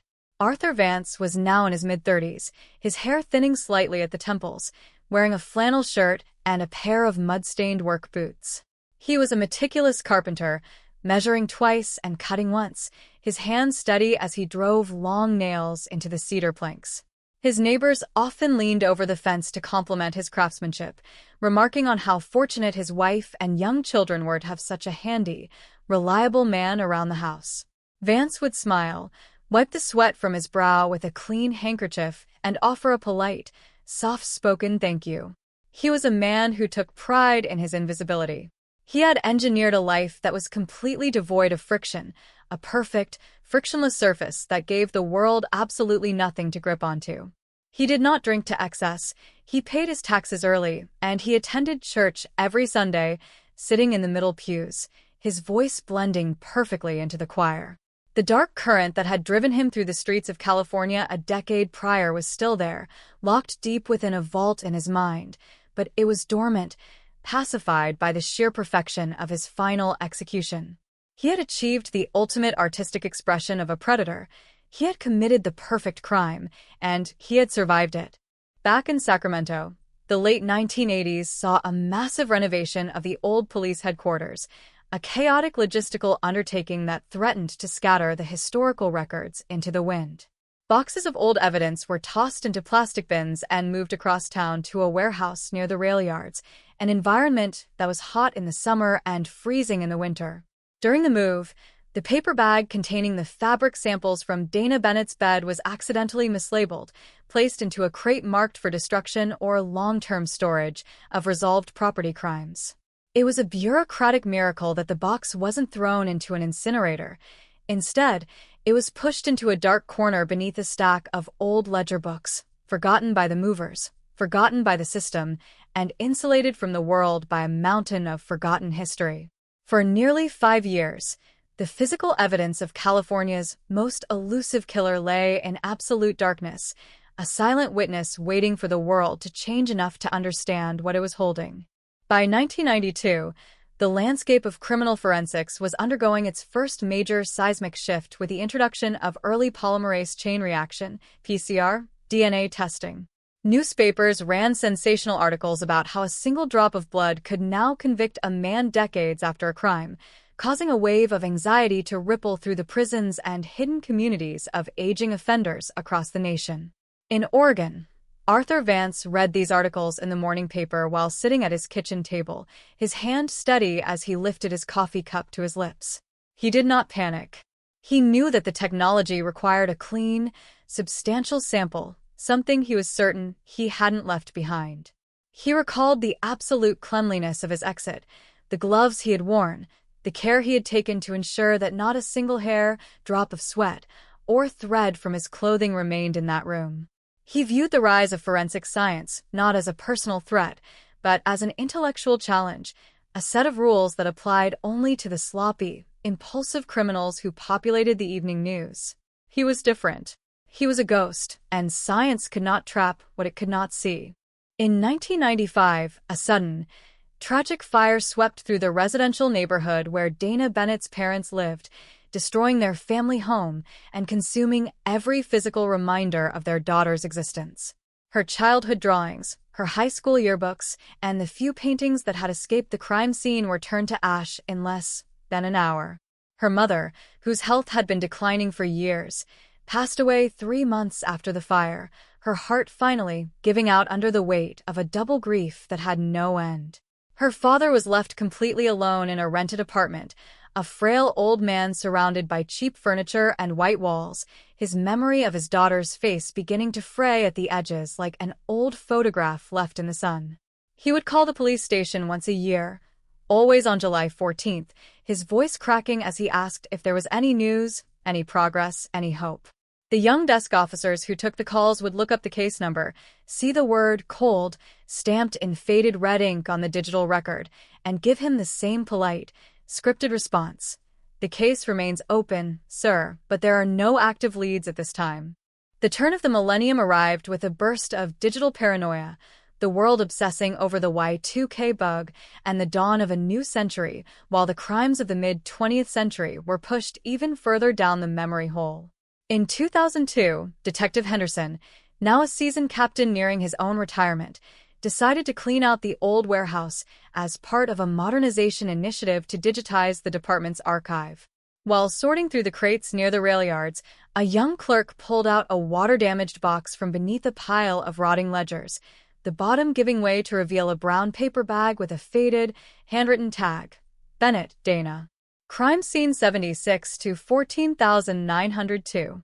Henderson was called to the scene, looking down at the ancient evidence with a sudden, sharp pang of nostalgia and guilt. He remembered the old man, Detective Miller, who had died 5 years earlier in a nursing home, still clutching his personal notes about the case until his final breath. Henderson took the bag back to the main precinct, placing it on the desk of a young, ambitious detective named Carver, who was the head of the newly formed underfunded cold case squad. Carver was part of a new generation of investigators, men and women who relied on keyboards and monitors rather than shoe leather and informants. He looked at the 1976 file not as a tragedy, but as a complex logistical problem that had been abandoned before the proper tools were invented to solve it. He immediately sent the fabric samples and the remaining swabs to the State Forensic Laboratory in Richmond, requesting a full STR, short tandem repeat, DNA analysis. Weeks later, the report arrived on his desk, its conclusion a cold, digital slap in the face. Sample degraded. Non-probative profiles obtained. Insufficient genetic material for Cody's entry. The methods of 2002 were still too crude. The decades of improper storage in the hot warehouse had broken the DNA chains into fragments that were too small for the computers to read, rendering the evidence just as useless as it had been during the summer of the bicentennial. It seemed the Phantom had won again, his anonymity protected by the slow, inexorable decay of nature itself. In Oregon, Arthur Vance retired from his accounting firm with a golden watch and a pension, his life a masterpiece of quiet success. He spent his afternoons teaching his grandson how to fish on the Mackenzie River, his old hands patient and gentle as he tied the delicate flies to the nylon line. To the boy, he was the wisest, kindest man in the universe, a grandfather who knew the name of every bird in the trees and every fish in the water. Vance looked out over the sparkling current, feeling a profound sense of peace. The world had evolved around him, introducing smartphones, satellite tracking, and global surveillance networks, yet he remained perfectly untouched, an invisible man living a beautiful life built upon a foundation of absolute darkness. He believed he had reached the finish line, that the statute of limitations on a secret had been written by time itself, and that his legacy as a good, decent man was permanently secure. He did not know that 300 miles to the south, the digital net was slowly expanding, its algorithms growing more sophisticated, its memory infinite, and its patience absolute. The dawn of the year 2010 brought an eerie, algorithmic stillness to the field of criminal investigation, transforming the hunt for ghosts into a war of databases and microscopic sequences. In Sacramento, Detective Carver was no longer the young, bright-eyed idealist who had inherited the Dana Bennett file. His hair had turned a salt and pepper gray, his eyes permanently lined with the fatigue of staring at illuminated monitors in windowless rooms. The cold case squad had shrunk due to municipal budget cuts, leaving him with an overwhelming mountain of old paper and a dwindling sense of hope. Yet, the cardboard box from 1976 remained on a metal shelf directly behind his chair, a silent, mocking presence that he refused to banish back to the central archives. Every few months, when the current homicide caseload paused for a breath, Carver would open the yellowing binder, tracing the original typewritten interviews, looking at the faded, high-contrast Polaroids of a bedroom that had ceased to exist decades ago. The world outside had changed completely. Social media now documented every mundane second of human existence, and license plate readers tracked the movement of every vehicle, yet the Phantom of Sacramento remained entirely untraceable, an anomaly locked in an era of analog shadows. The physical evidence, still preserved in its sterile plastic containers within the temperature-controlled vaults of the state lab, was a collection of genetic ruins. Carver knew that under the standard protocols of the Combined DNA Index System, known universally as CODIS, the case was effectively dead. The system required a pristine, high-quality profile of a specific number of genetic markers to trigger a national match, a requirement that Dana's degraded samples simply could not meet. Every time the laboratory technicians attempted to run the profile through the automated sequences, the system returned a frustrating error code: insufficient data string. It was a digital dead end, a technological barrier that protected the killer as effectively as the passage of 50 years. The monster had not only escaped into the physical geography of the Pacific Northwest, he had successfully evaded the early digital net, his biological signature too faint to ring the alarms of the modern justice system. Meanwhile, in his comfortable retirement home nestled near the foothills of the Cascade Range in Oregon, Arthur Vance was experiencing the quiet, unvarnished beauty of old age. He was now in his late 70s, his steps slowing slightly, his hands showing the prominent veins and liver spots of a life spent in the sun, yet his mind remained remarkably clear, a precision instrument that had never failed him. He had become a great-grandfather, his living room filled with the chaotic laughter of toddlers who climbed onto his lap, pulling at his silver hair while he read them fairy tales in his calm, resonant voice. His neighbors regarded him as a local treasure, the elder statesman of the cul-de-sac who still cleared the snow from their driveways with his tractor and shared the bounty of his organic tomato garden every August. To his family, he was a monument of stability, a man who had never been arrested, never been sued, and never shown a flash of unprovoked anger in his entire life. The memory of the young artist in Sacramento had long ceased to haunt him. It had been categorized, filed away, and locked in a dark room at the back of his consciousness, an old film reel that he had no desire to watch again. He believed, with the absolute certainty of a mathematician, that the distance between who he was then and who he was now was an unbridgeable chasm. Back in California, the final threads of the living past were snapping one by one. In the winter of 2014, Dana Bennett's father passed away in a state-run nursing home, his hands clutching a small, tarnished silver locket that contained the only surviving portrait of his daughter. There were no reporters present, no police escorts, and no dramatic deathbed revelations. He simply closed his eyes and drifted away, the last direct victim of a 50-year-old crime, leaving no one left to carry the immediate torch of family grief. When Carver received the notification from the Vital Statistics Office, he felt a profound, heavy sickness in his stomach. The case was now officially an orphan, a piece of historical paperwork with no living advocates, a file that could easily be pushed into the permanent dead storage vaults without a single person raising an objection. The administrative pressure to clear his desk of non-viable cases was mounting, with his superiors gently suggesting that his time would be better spent on cases where living witnesses could still identify a suspect in a lineup. But Carver was possessed by a quiet, stubborn rage that defied bureaucratic logic. He began to spend his evenings researching the emerging field of forensic serology and experimental extraction techniques being developed by private laboratories outside the purview of standard law enforcement networks. He read about specialized enzymes that could repair broken DNA strands, chemical baths that could strip away decades of environmental contamination, and mass spectrometry systems that could read genetic code from samples previously deemed completely destroyed. It was a costly, highly volatile frontier of science, one that the state laboratory refused to fund for a case that had been cold for nearly 4 decades. Carver knew that if he wanted to break the deadlock, he would have to risk his own reputation, circumventing standard operating procedures to get the evidence into the hands of the innovators who were rewriting the rules of the hunt.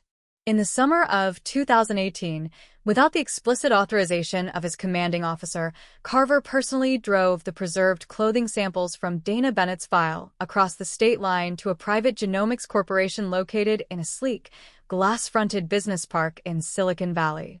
The technicians there didn't look like police scientists. They were young computational biologists in sneakers and t-shirts, treating the ancient fabric not as a tragic relic, but as a complex data puzzle waiting to be solved. They explained to Carver that they weren't looking to match the DNA to a criminal database. They were going to use a process called next-generation sequencing to extract millions of tiny genetic fragments, using advanced algorithms to reconstruct a comprehensive genomic map of the contributor. It was a process that treated DNA not as a fingerprint, but as a blueprint of an entire family tree, a digital lighthouse that could cast its light through generations of ancestry. For 6 months, the private lab operated in total silence, the machines humming in sterile clean rooms while the algorithms sifted through terabytes of genetic noise. In Oregon, Arthur Vance celebrated his golden wedding anniversary, surrounded by 3 generations of descendants who raised their glasses to toast a lifetime of love, fidelity, and community service. He stood beside his wife, his hand resting gently on her shoulder, a look of profound, serene contentment on his weathered face as the cameras flashed, capturing the image of a perfect patriarch. He had no way of knowing that at that exact moment, a high-powered server in California was identifying a specific sequence of nucleotides extracted from a 50-year-old stain, a sequence that matched a distant second cousin who had uploaded their saliva sample to a commercial genealogy website 3 weeks prior to find their Irish roots. The digital dragnet, completely unprompted by human hands, had just found the first thread of the Phantom's shroud, and the machinery of justice was beginning to turn with a terrifying, silent momentum. The computational silence of the Silicon Valley laboratory was broken in the spring of 2024 by a single notification on a monitor, a digital blip that effectively shattered a 50-year-old wall of anonymity. The algorithms had finished processing the data string from the reconstructed DNA profile, mapping it against millions of public profiles stored on open-source commercial genealogy platforms. The results did not yield a name. Instead, they produced a complex, multi-tiered kinship chart, a vast matrix of second and third cousins, great-uncles, and obscure maternal lineages that all converged on a single family node in Northern California during the mid-1970s. For Detective Carver, standing in the sterile glare of the laboratory, looking at the glowing lines of the digital family tree, it felt as if he were looking at the true face of the Phantom for the very first time. The monster was no longer an abstract entity born of urban legend and fear. He was a biological certainty, a specific human being occupying a precise coordinate on a generational map. The lead computational genealogist, a young woman who had spent months navigating the digital archive, pointed to a specific branch of the tree that had suddenly narrowed down to 3 brothers born in the late 1940s. One had died in infancy. Another had been stationed overseas with the military during the summer of 1976. The third was Arthur Vance. Carver watched as the computer screen pulled up historical census records, high school yearbooks, and old driver's license registrations, tracking Vance's movements across the decades. In July 1976, Vance had been 28 years old, employed as a junior accountant at a firm located just 6 blocks from the diner where Dana Bennett worked her final shift. The geographical overlap was absolute, the timeline flawless, and the lack of a prior criminal record explained why he had never appeared on law enforcement's radar during the initial dragnet. He had been an invisible man, hidden in plain sight, protected by his own mundane normalcy. Carver immediately returned to Sacramento, his mind racing with the tactical implications of the discovery. He knew that a genealogical match was not enough to secure an arrest warrant. It was an investigative lead, a highly sophisticated compass pointer, but not admissible proof in a court of law. To seal the case, to bring definitive justice to Dana Bennett, he needed a direct, pristine comparison between the DNA found at the crime scene and a fresh, verified sample from Arthur Vance himself. He could not simply knock on the old man's door and ask for a cheek swab. Doing so would tip off a potential serial predator, giving him the opportunity to destroy evidence, flee the jurisdiction, or commit suicide before he could be brought to account. The operation required absolute secrecy, a meticulous surveillance plan that would take Carver and a specialized team across state lines into the quiet communities of Oregon. The transition from the digital hunt to the physical surveillance began in late April, with Carver and 3 plainclothes officers setting up a discreet command post in a rented utility van parked 2 blocks from Vance's pristine suburban home in Eugene. Through the tinted glass, Carver watched the 76-year-old grandfather through the lens of a high-powered camera, observing the mundane routines of a man who believed his secrets were buried deeper than the earth itself. He watched Vance pull weeds from his immaculate lawn, chat amiably with the mail carrier, and carry groceries into the house for his elderly wife. It was a surreal, deeply unsettling experience for the veteran detective. Looking at this frail, polite old man, it was almost impossible to reconcile his current image with the horrific violence detailed in the 1976 crime scene photographs. Yet, Carver knew that the monster does not look like a monster. The true predators of human history are those who can switch off their malice like a lamp, stepping out of the darkness and into the warmth of a family living room without a single trace of soot on their clothes. For 5 days, the surveillance team waited for a usable sample, tracking Vance's movements with agonizing patience. Every time the old man left his house, an officer followed at a discreet distance, waiting for him to discard a coffee cup, drop a cigarette butt, or leave behind a used napkin at a local business. But Vance remained an obsessively tidy individual, a habit likely refined over decades of hiding his tracks. He carried his trash back to his own vehicle, wiped down tables before he left them, and threw away his waste in locked, private receptacles that the police could not legally access without a warrant.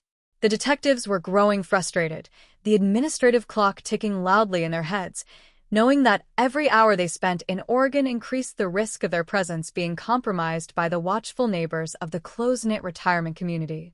Then, on the sixth morning, a break came in the form of a casual, ordinary decision by the target. Vance climbed into his spotless sedan and drove to a traditional, wood-paneled diner on the outskirts of town, a local institution where he regularly met with a group of retired veterans for morning coffee. An undercover detective, a young woman named Miller who had been brought along specifically for her civilian appearance, entered the diner a few minutes later, carrying a paperback book and taking a seat at a booth directly opposite Vance's table. She watched through the steam of her own mug as Vance laughed at a joke, sipped his black coffee, and occasionally used a standard white paper napkin to wipe his mouth, leaving behind the invisible cellular blueprint that would decide the remainder of his life. The tension inside the diner was palpable, a silent current that seemed to make the air vibrate for the undercover officer. She knew that a single misstep, an unnatural glance, or an overt movement could destroy months of preparation and let a killer slip back into the fog. She waited until Vance and his companions finished their conversation, paid their bill, and stood up to leave, their laughter echoing toward the exit. The moment the diner doors swung shut behind them, Miller moved with practiced, casual efficiency. She slipped out of her booth, approached Vance's vacant table under the pretense of looking for a dropped pen, and used a pair of sterile plastic tweezers hidden in her sleeve to lift the crumpled napkin from the table, dropping it instantly into an evidence bag hidden inside her purse. She was out the door and back in the surveillance van before Vance's sedan had even cleared the parking lot. The napkin was immediately rushed to the state laboratory under high-security escort, the technicians working through the night to extract the genetic material and run the definitive comparison against the 1976 profile. Carver sat in the waiting room of the lab, the fluorescent lights buzzing overhead, his hands clenching and unclenching as the hours crawled past. He knew that this was the final junction of his career, the culmination of a promise passed down through 3 generations of detectives, a line of custody that stretched from the dusty streets of a 1970s summer directly to the modern digital frontier. At 3:45 a.m., the laboratory door opened and the lead technician stepped out, carrying a printed report with a single, definitive statistical calculation highlighted at the bottom of the page. The probability of a random match is 1 in approximately 1.2 billion. The Phantom had a name, the identity was absolute, and the final arrest warrant for Arthur Vance was signed by a judge before the sun rose over the valley. The pre-dawn darkness of May 2nd, 2026, was cold and heavy in Eugene, Oregon, as a convoy of unmarked black vehicles moved silently through the mist-shrouded streets of the retirement community.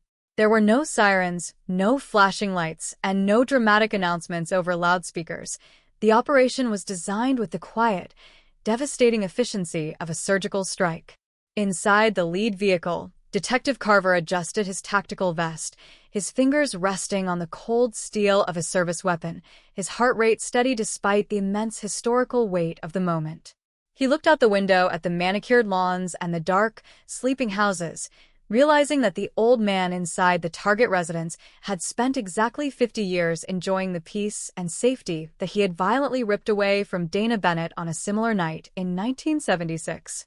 The digital net had done its job. The genetic genealogy had pointed the way, the diner napkin had sealed the identity, and now it was time for the physical reality of the justice system to bring the Phantom's long run of evasion to a crashing, permanent end. The tactical team deployed across the lawn with practiced, silent precision, their heavy boots making no sound on the damp grass as they positioned themselves at the front and rear exits of the house. Carver stood directly behind the breach team, his breath misting in the cool morning air, his mind filled with the images of the cut window screen from 5 decades ago. It was a poetic, terrifying symmetry, a predator who had once broken into a young woman's sanctuary in the dead of night, was about to have his own sanctuary breached by the full, uncompromising authority of the law.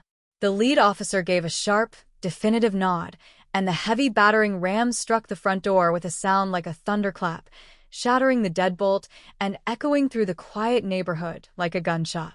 The team flooded the interior, their flashlights cutting through the dark rooms, their voices a dawn dap, aggressive chorus commanding the occupants to show their hands and drop to the floor. Inside the master bedroom, Arthur Vance awoke to a nightmare he had spent half a century believing he had successfully outrun. The blinding beams of tactical flashlights pinned him to his mattress, casting long, frantic shadows against the wallpapered walls as heavily armed men surrounded his bed, their weapons trained directly on his chest. Vance did not reach for a weapon. He did not scream, and he did not attempt to flee. He simply sat up slowly, his frail body trembling violently beneath the blankets, his silver hair disheveled, his eyes wide with a combination of profound shock and immediate, chilling comprehension. As Carver stepped forward into the light, pulling his gold detective's badge from his pocket, the old man looked directly into his eyes, and for a split second, the mask of the gentle grandfather completely vanished, replaced by a cold, vacant stillness that sent a shiver down the spine of every officer in the room. Arthur Vance. Carver's voice was calm, resonant, and entirely devoid of emotion, a tone refined by decades of delivering devastating news. You are under arrest for the murder of Dana Bennett, committed in Sacramento, California, on July 14, 1976. The words hung in the air like a heavy, physical fog, a sudden, violent bridge connecting the digital reality of 2026 to the analog horror of a 1970s summer night. Vance did not argue. He did not ask who Dana Bennett was, and he did not protest his innocence. He merely bowed his head, his hands held out mechanically to receive the cold steel of the handcuffs that clicked tightly around his wrinkled wrists.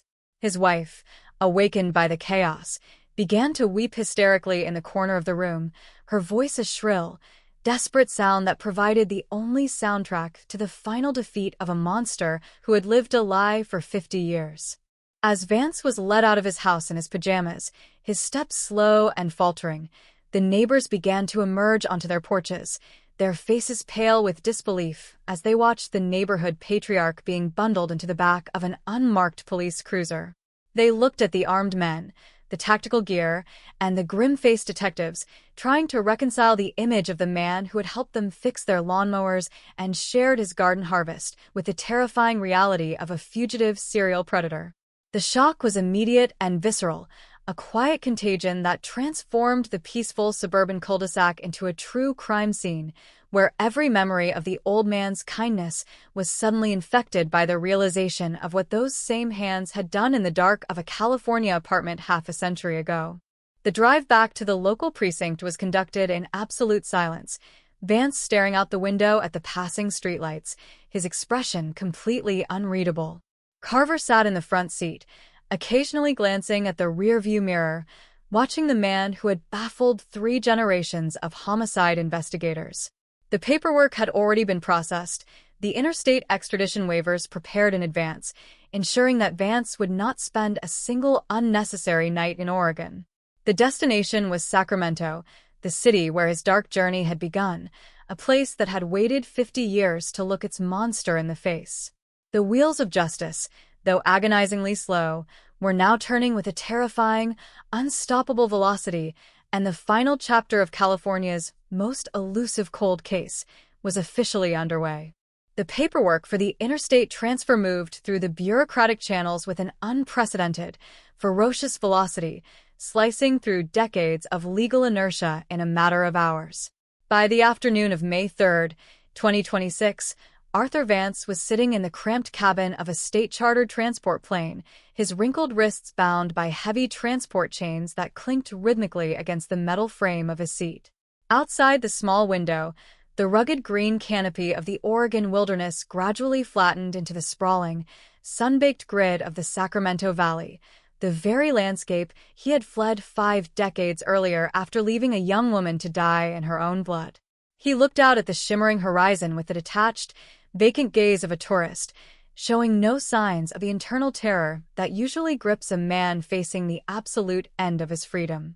Beside him, Detective Carver watched every microscopic shift in the old man's expression, searching for a twitch, a sigh, or a flicker of remorse.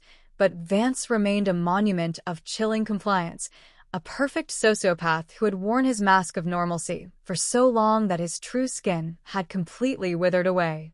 When the plane touched down on the tarmac of the secure military airfield near Sacramento, the heat that rushed into the cabin was thick and heavy, carrying the unmistakable, dusty scent of the Central Valley summer. For Vance, it must have felt like a violent dislocation in time, an immediate sensory trigger that dragged him directly back to the suffocating July night in 1976 when the air smelled exactly the same. A phalanx of heavily armed county sheriffs escorted the 78-year-old killer from the aircraft to a waiting convoy of black SUVs, their civilian tires kicking up clouds of white dust as they sped toward the downtown detention center. The local news media, tipped off by whispers within the department, had already gathered outside the jailhouse gates, their heavy camera lenses tracking the movement of the vehicles like predatory birds, eager to capture the first glimpse of the phantom who had haunted the city's collective memory for half a century. The processing room of the Sacramento County Jail was a stark, sterile world of white cinderblock walls, blinding fluorescent lights, and the heavy, metallic tang of industrial disinfectant. Vance was instructed to stand against the height chart, his frail, slouched frame registering just under 5 feet 8 inches, a physical decline from the athletic, muscular build noted in the original 1976 investigative profiles. As the camera flashed, capturing the grainy, digital mugshot that would soon dominate television screens across the nation, Vance did not flinch or look away. He stared directly into the lens with a flat, emotionless intensity that left the booking officers cold. The orange jumpsuit he was handed felt stiff and heavy, a uniform of absolute disgrace that stripped away the last remnants of his carefully constructed identity as an honorable veteran, a loving grandfather, and a respected neighbor. He was no longer Arthur Vance, the pillar of the community. He was inmate number 76-0014902, a living artifact of pure malice pinned to a modern digital ledger. Within an hour of his booking, Vance was led into a high-security interrogation room located deep within the bowels of the precinct, the exact same building, though modernized and renovated, where Detective Miller had once broken the toughest suspects of the 1970s. The room was empty except for a metal table, 3 chairs, and a large, one-way mirror that reflected the stark reality of the old man's predicament. Carver entered a few moments later, carrying the thick, yellowed binder of the original Dana Bennett file, dropping it onto the steel table with a heavy, deliberate thud that sounded like a gunshot in the quiet room.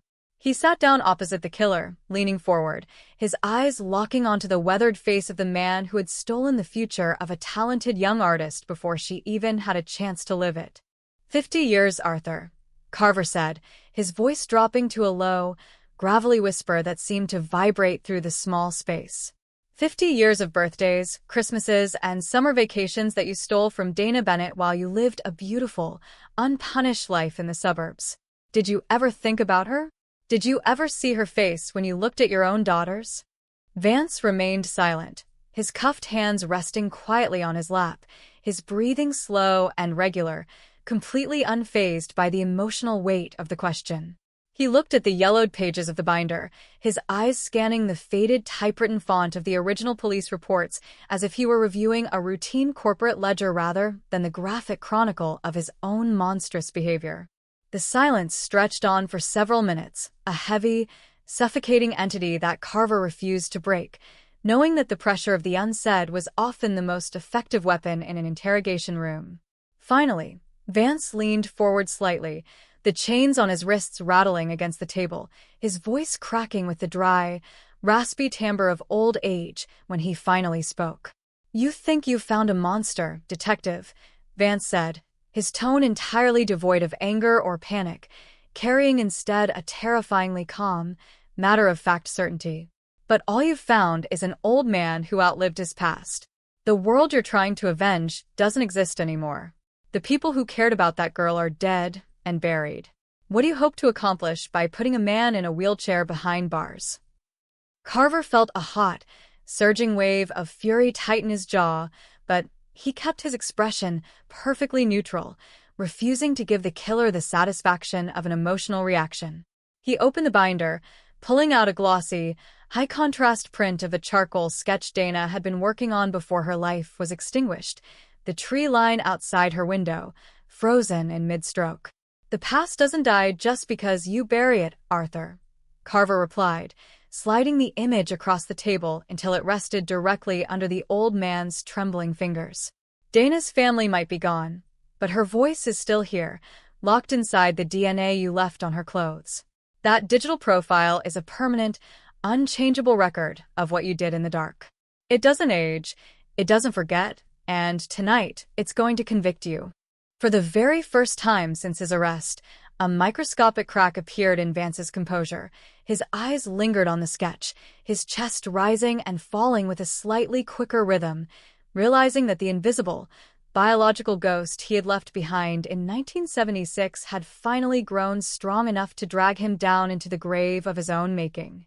The news of Arthur Vance's arrest broke over California like a seismic shockwave, shattering the morning silence of May 4th, 2026, and instantly dominating every digital screen, news feed, and television broadcast across the nation.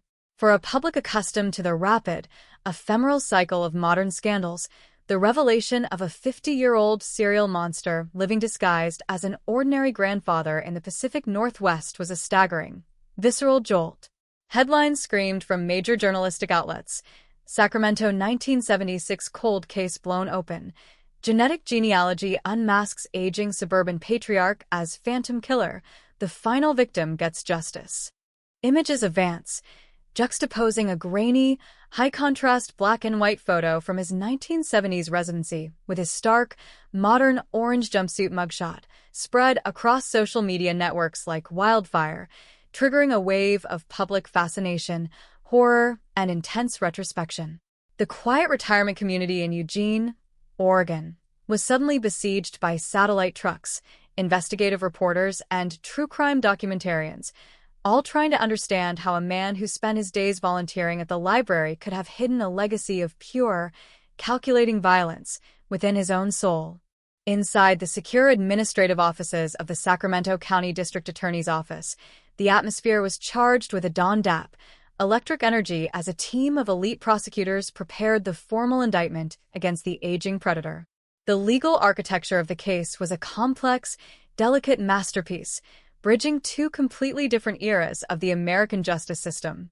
The defense had already mobilized a high-powered team of public defenders and private legal specialists who immediately filed a barrage of motions aiming to dismantle the state's case before it could ever reach a jury. They argued aggressively that the collection of Vance's DNA from the discarded diner napkin constituted an illegal, warrantless search that violated his constitutional protections against unreasonable invasion of privacy. They claimed that the utilization of commercial genetic genealogy platforms turned private family databases into a tool of mass state surveillance, threatening to set a dangerous, dystopian precedent for the future of criminal law. But the district attorney, backed by Detective Carver's meticulous investigative log, stood on an unyielding, rock-solid foundation of legal precedent. Courts across the country had repeatedly ruled that trash left behind in a public business was legally abandoned property, a discarded remnant of human existence that carried no expectation of privacy. Furthermore, the private genomics laboratory had operated entirely within the guidelines of modern consumer data agreements, utilizing open-source platforms where users had explicitly opted into law enforcement matching to help solve violent crimes. The prosecution wasn't just bringing a charge for the murder of Dana Bennett. Behind closed doors, forensic technicians were working frantically to finalize the genetic links connecting Vance to 3 other unsolved homicides from the late 1970s, establishing a definitive, chilling pattern of a prolific serial killer who had chosen to turn off his murderous hunger only when it suited his personal survival. The logistical challenge of bringing a 78-year-old inmate to trial was a constant, underlying anxiety for the department, with medical staff monitoring Vance's vital signs around the clock in a specialized unit of the detention center. The defense attempted to leverage his physical frailty, filing desperate petitions for medical bail or compassionate release to a secure nursing facility, arguing that a prolonged trial in a maximum security courtroom amounted to cruel and unusual punishment for an old man with a failing cardiovascular system. They painted a picture of a compliant, rehabilitated citizen who posed absolutely zero threat to modern society, a grandfather whose mind was slipping away beneath the weight of advanced age. But the judge, a formidable, no-nonsense jurist who remembered the wave of terror that had paralyzed the Central Valley during her own youth, denied the motions with a sharp, uncompromising strike of her gavel. There would be no house arrest, no luxury medical suites, and no leniency. The man who had granted no mercy to Dana Bennett would be forced to face the music in the same cold, public forum where ordinary criminals paid for their sins. As the date of the formal arraignment approached, the remaining community of Sacramento residents who lived through the summer of 1976 began to gather outside the courthouse, forming lines that stretched down the block before the sun had even cleared the horizon. These weren't just curious onlookers or true crime enthusiasts. They were aging men and women who carried the psychological scars of an era when a phantom held their city hostage, people who had spent decades checking their window locks and looking over their shoulders in the dark. For them, the trial of Arthur Vance was not an abstract legal exercise. It was a deeply personal, long-delayed confrontation with a ghost that had haunted their youth, a tangible validation of the quiet, underlying dread that had shaped their lives for half a century. The air outside the stone columns of the courthouse was thick with a tense, emotional anticipation, a collective holding of the breath as the doors finally opened and the crowd filed into the wooden benches of courtroom 4B. When Vance was wheeled into the courtroom by 2 county sheriffs, a profound, suffocating silence descended upon the gallery, so absolute that the rhythmic clicking of his wheelchair's plastic wheels sounded like the ticking of a doomsday clock. He sat slumped in his seat, his head bowed, his hands resting limply in his lap, looking every bit the fragile, broken old man his defense team claimed him to be. Yet, as the clerk called the court to order and the prosecutor stood up to read the formal charges, a subtle, chilling transformation seemed to occur within the space. The prosecutor did not speak in dry, administrative terms. She painted a vivid, visceral picture of July 14, 1976, detailing the clean, calculated slice through the window screen, the predatory patience of a man who waited in the dark, and the brutal, frantic struggle for survival that ended with a young artist's life being stolen in her own bedroom. As the graphic details filled the room, Vance slowly raised his head, his downcast eyes lifting to look directly at the large projection screen displaying Dana Bennett's final portrait, his expression freezing into a cold, arrogant mask of absolute detachment that revealed the unrepentant monster still living comfortably beneath the wrinkled skin of the grandfather. The high-stakes legal battle inside courtroom 4B escalated into an intense, grueling war of attrition as the trial of Arthur Vance moved into its pivotal evidentiary phase in the summer of 2026. The cavernous room, with its high wood-paneled ceilings and austere stone trim, felt less like a modern legal venue and more like a historical theater where the ghosts of California's dark past were being systematically summoned to the witness stand. The prosecution, led by a relentless senior district attorney, methodically laid out a devastating, ironclad narrative that left no room for ambiguity, doubt, or defensive maneuvering. One by one, forensic experts, retired technicians, and computational biologists took the stand, transforming the abstract concept of investigative genetic genealogy into an unassailable mountain of physical proof. They walked the jury through the complex, digital architecture of the genetic match, demonstrating how the microscopic cellular blueprint extracted from the preserved 1976 fabric samples aligned perfectly, fragment by fragment, with the fresh DNA harvested from the discarded diner napkin in Oregon.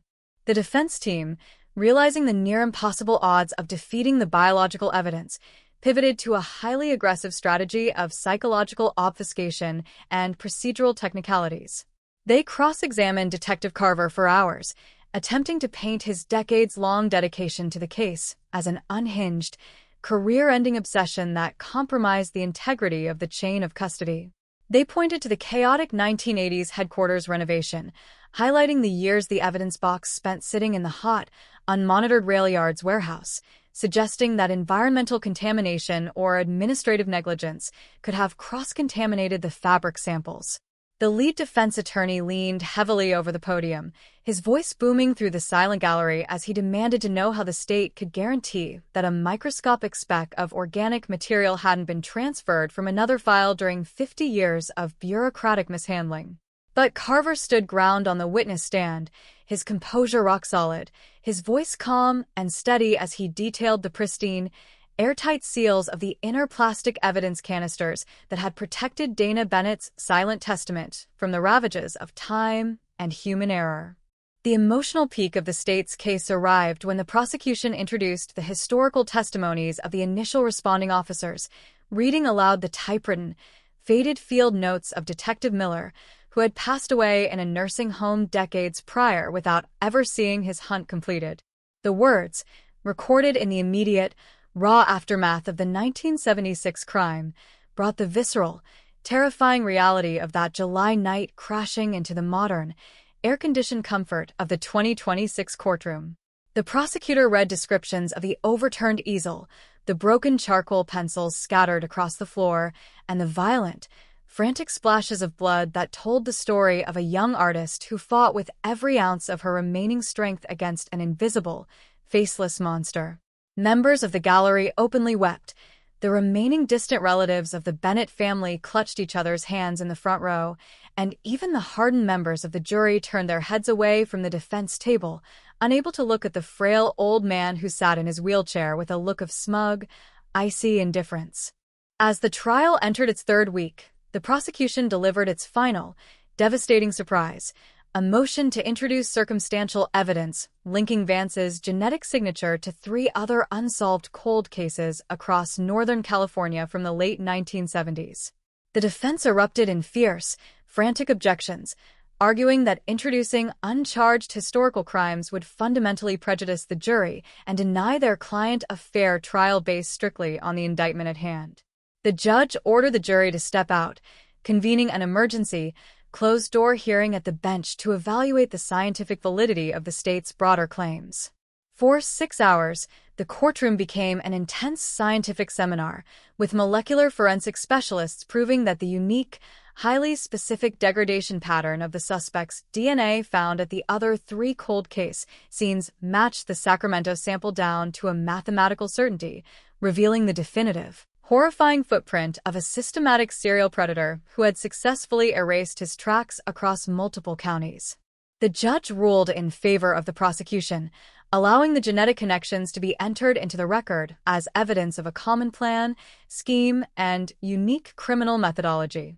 This ruling effectively shattered the defense's remaining narrative of an isolated, accidental tragedy or a case of mistaken identity. Arthur Vance was no longer just a grandfather accused of a single, ancient mistake. He was legally unmasked before the world as a calculating, prolific serial monster who had utilized the primitive limitations of 20th-century law enforcement to live a full, beautiful, and completely unpunished life at the expense of multiple families. The weight of the revelation seemed to alter the very gravity inside the courtroom, the air turning cold and heavy as the defense team sat back in their chairs, their faces pale, realizing that their legal avenues had completely narrowed down to a dead end.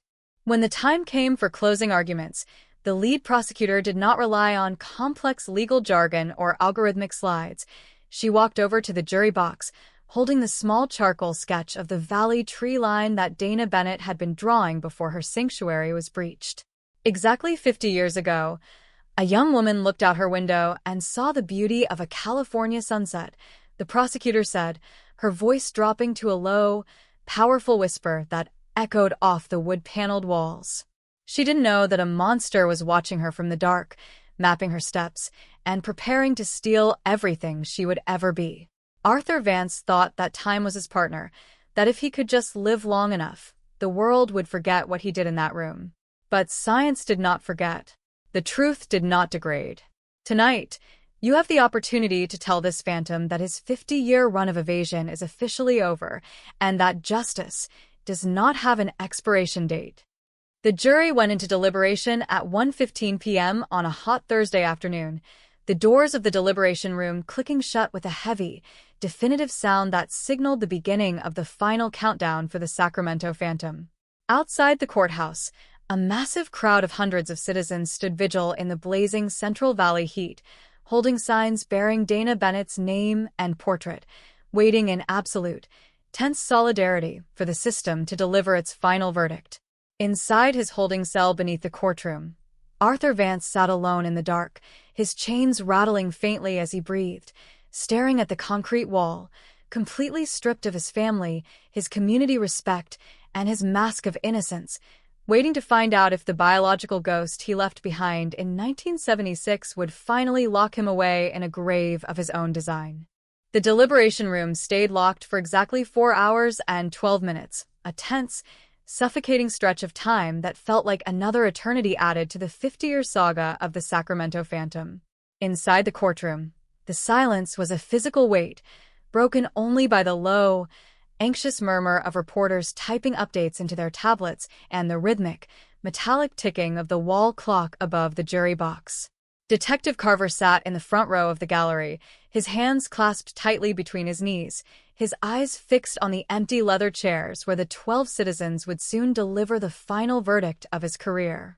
He thought about Detective Miller, about Dana Bennett's parents, and about the thousands of nameless officers who had spent their lives chasing shadows across the highways of California, all of them waiting for this exact moment when the analog past would finally be settled by the digital present. When the heavy oak doors of the deliberation room swung open at 5:27 p.m., a collective, sharp intake of breath echoed through the packed gallery. The jurors filed into the box with grim, resolute expressions, their eyes pointedly avoiding the defense table where Arthur Vance sat slumped in his wheelchair, his wrinkled hands gripping the armrests with a sudden, desperate tightness. The judge took her place at the bench, her gavel strike cutting through the residual static of the room with the force of a gunshot. "Ladies and gentlemen of the jury, have you reached a verdict?" the judge inquired, her voice echoing off the high stone columns. The foreperson, a stern-faced man in his late 50s, stood up straight, pulling a single sheet of paper from his jacket pocket. "We have, Your Honor," he replied, his voice clear, steady, and entirely devoid of hesitation. As the clerk stepped forward to receive the paperwork, the atmosphere inside courtroom grew so cold and still that the rustle of the parchment sounded like a tearing sheet of iron. The clerk cleared her throat, her eyes scanning the digital printout before she began to read the official decree of the state of California. In the matter of the People versus Arthur Vance, on the charge of first-degree murder in the death of Dana Bennett on July 14, 1976, we the jury find the defendant guilty. The word exploded through the courtroom like a thunderclap, instantly followed by a wave of muffled sobs, gasps, and the furious, dawn-dap tapping of journalists sending the breaking news out to a waiting world. Vance did not move, he did not cry, and he did not look up. He merely closed his eyes, his weathered jaw tightening imperceptibly as the final, absolute certainty of his ruin washed over his frail frame. The prosecutor's face remained a mask of solemn triumph as the clerk continued to read the verdicts for the special circumstances, cementing a sentence that would ensure the 78-year-old serial killer would draw his final breath behind the concrete walls of a maximum security penitentiary. There would be no appeals that could save him, no medical technicalities that could release him, and no remaining corners of the world where his mask of the innocent grandfather could protect him from the harsh, uncompromising light of reality. The digital net, woven from the microscopic remnants of his own malice, had closed around him with a mathematical perfection, proving that time is not a shield for the wicked, but merely a long, slow fuse leading to an inevitable explosion of truth. Outside the courthouse, the news hit the waiting crowd like an electric shock, triggering an immediate, deafening roar of applause, tears, and cheers that rolled through the downtown streets of Sacramento. People who had never met Dana Bennett openly embraced, holding high her charcoal sketches and black-and-white portraits, transforming a 50-year-old crime scene into a public monument of resilience and collective healing. The phantom who had held the valley hostage during the bicentennial summer was officially dead, replaced by the reality of a pathetic old man who had been thoroughly defeated by the very progress he believed he could outrun. The fear that had viralized through generations of California families was finally extracted from the community's DNA, replaced by a profound, heavy sense of peace that settled over the city as the sun began to dip below the horizon. Later that evening, long after the television lights had been turned off and the courthouse had emptied into the night, Detective Carver walked alone down the quiet corridor of the cold case precinct. He entered his small, windowless office, looking at the metal shelf where the cardboard box labeled Case 76 to 14,902 had sat for decades, a permanent question mark that had haunted his thoughts since the turn of the millennium. He pulled the thick, yellowed binder down one last time, turning past the horrific crime scene photos, past the thousands of dead-end interview notes, until he reached the final page. With a steady, trembling hand, he picked up a rubber stamp, pressed it into the black ink pad, and brought it down against the ancient paper with a firm, definitive force, leaving behind the only word that mattered: solved. The 50-year silence that had enveloped the life and death of Dana Bennett was permanently broken, her memory no longer a cautionary tale whispered in the dark, but a historic triumph of human dedication and modern science. The final victim of California's most elusive serial predator had finally received her justice, her artistic spirit liberated from the filing cabinets of the past and restored to the light where it belonged. As Carver turned off his desk lamp and walked out into the cool Sacramento evening, the air felt lighter, the shadows shorter, and the vast, sprawling landscape of the Golden State seemed finally to rest in a profound, unshakable quiet, secure in the knowledge that no matter how deep a monster buries his secrets, the truth will always find its way home. The echoes of the gavel had faded into the stone walls of Courtroom 4B, but the bureaucratic and institutional ripples of the conviction of Arthur Vance were only just beginning to reshape the landscape of modern American justice.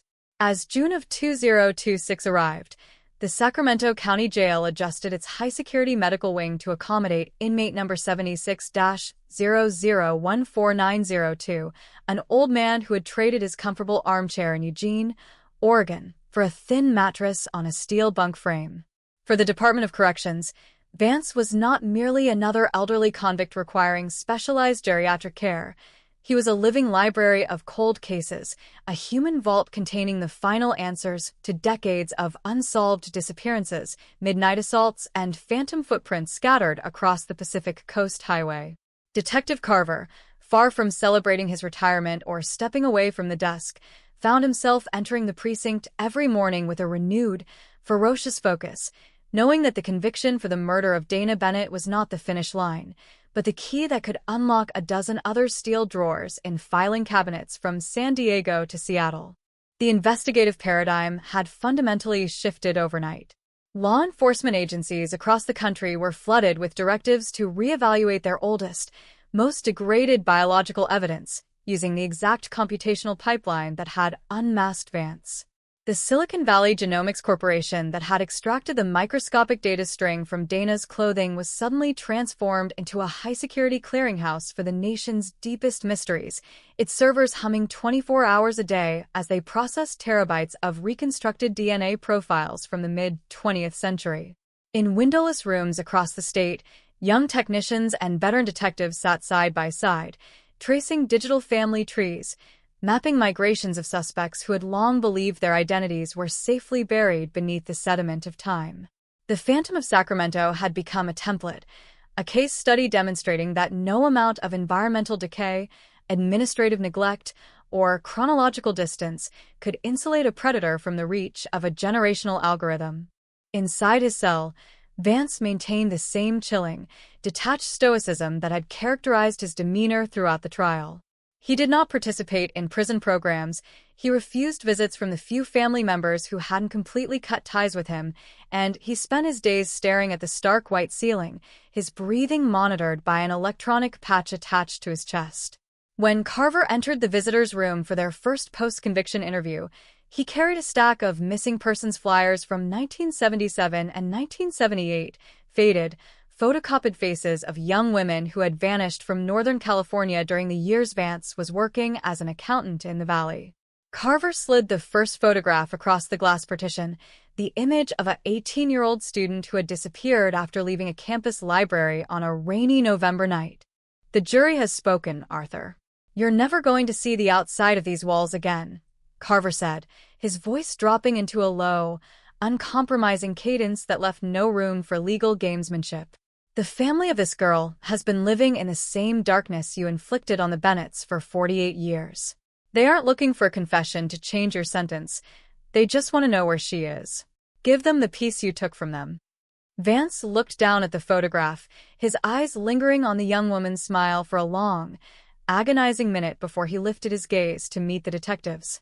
The mask of the gentle grandfather was entirely gone, replaced by the calculating, residual arrogance of an apex predator who knew he still held the ultimate leverage over the living. "You think you've won because you have a computer that can read a stain, Detective," Vance replied, his voice a dry, raspy whisper that barely registered on the intercom. "But a computer cannot find a grave that was dug in the mountains 50 years ago. A computer cannot remember the sound of the wind through the pines when the lights went out. The truth is locked in a place your algorithms cannot go, and when my heart stops, that place goes dark forever. Why should I give you the satisfaction of closing another file?" The realization was sickening but clear to Carver. Vance viewed his secrets as his final estate, a morbid collection of trophies that he intended to carry into the dirt with him, preserving his absolute dominion over his victims until his final breath. Outside the prison walls, the academic and legal communities were locked in an intense, far-reaching debate over the ethical boundaries of a new forensic frontier. Law reviews published exhaustive articles analyzing the Vance precedent, questioning whether the collective genetic privacy of the human race was a reasonable price to pay for the resolution of historical atrocities. Privacy advocates argued that by allowing law enforcement to navigate commercial ancestry databases without explicit, case-by-case judicial warrants, the state had effectively turned every citizen into an unwitting informant against their own relatives. Yet, for the public and the families of the missing, these academic arguments were completely drowned out by the visceral, undeniable moral clarity of the verdict. The visual of a serial predator being rolled into a prison van in an orange jumpsuit was an unassailable justification, a symbol of a society that refused to let its most vulnerable citizens be forgotten simply because the calendar pages had turned.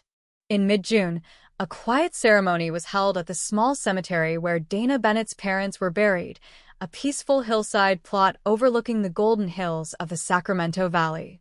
Carver stood at the edge of the grass, watching as a distant cousin of the family placed a fresh bouquet of blue irises, Dana's favorite flower, beneath the headstones. There were no news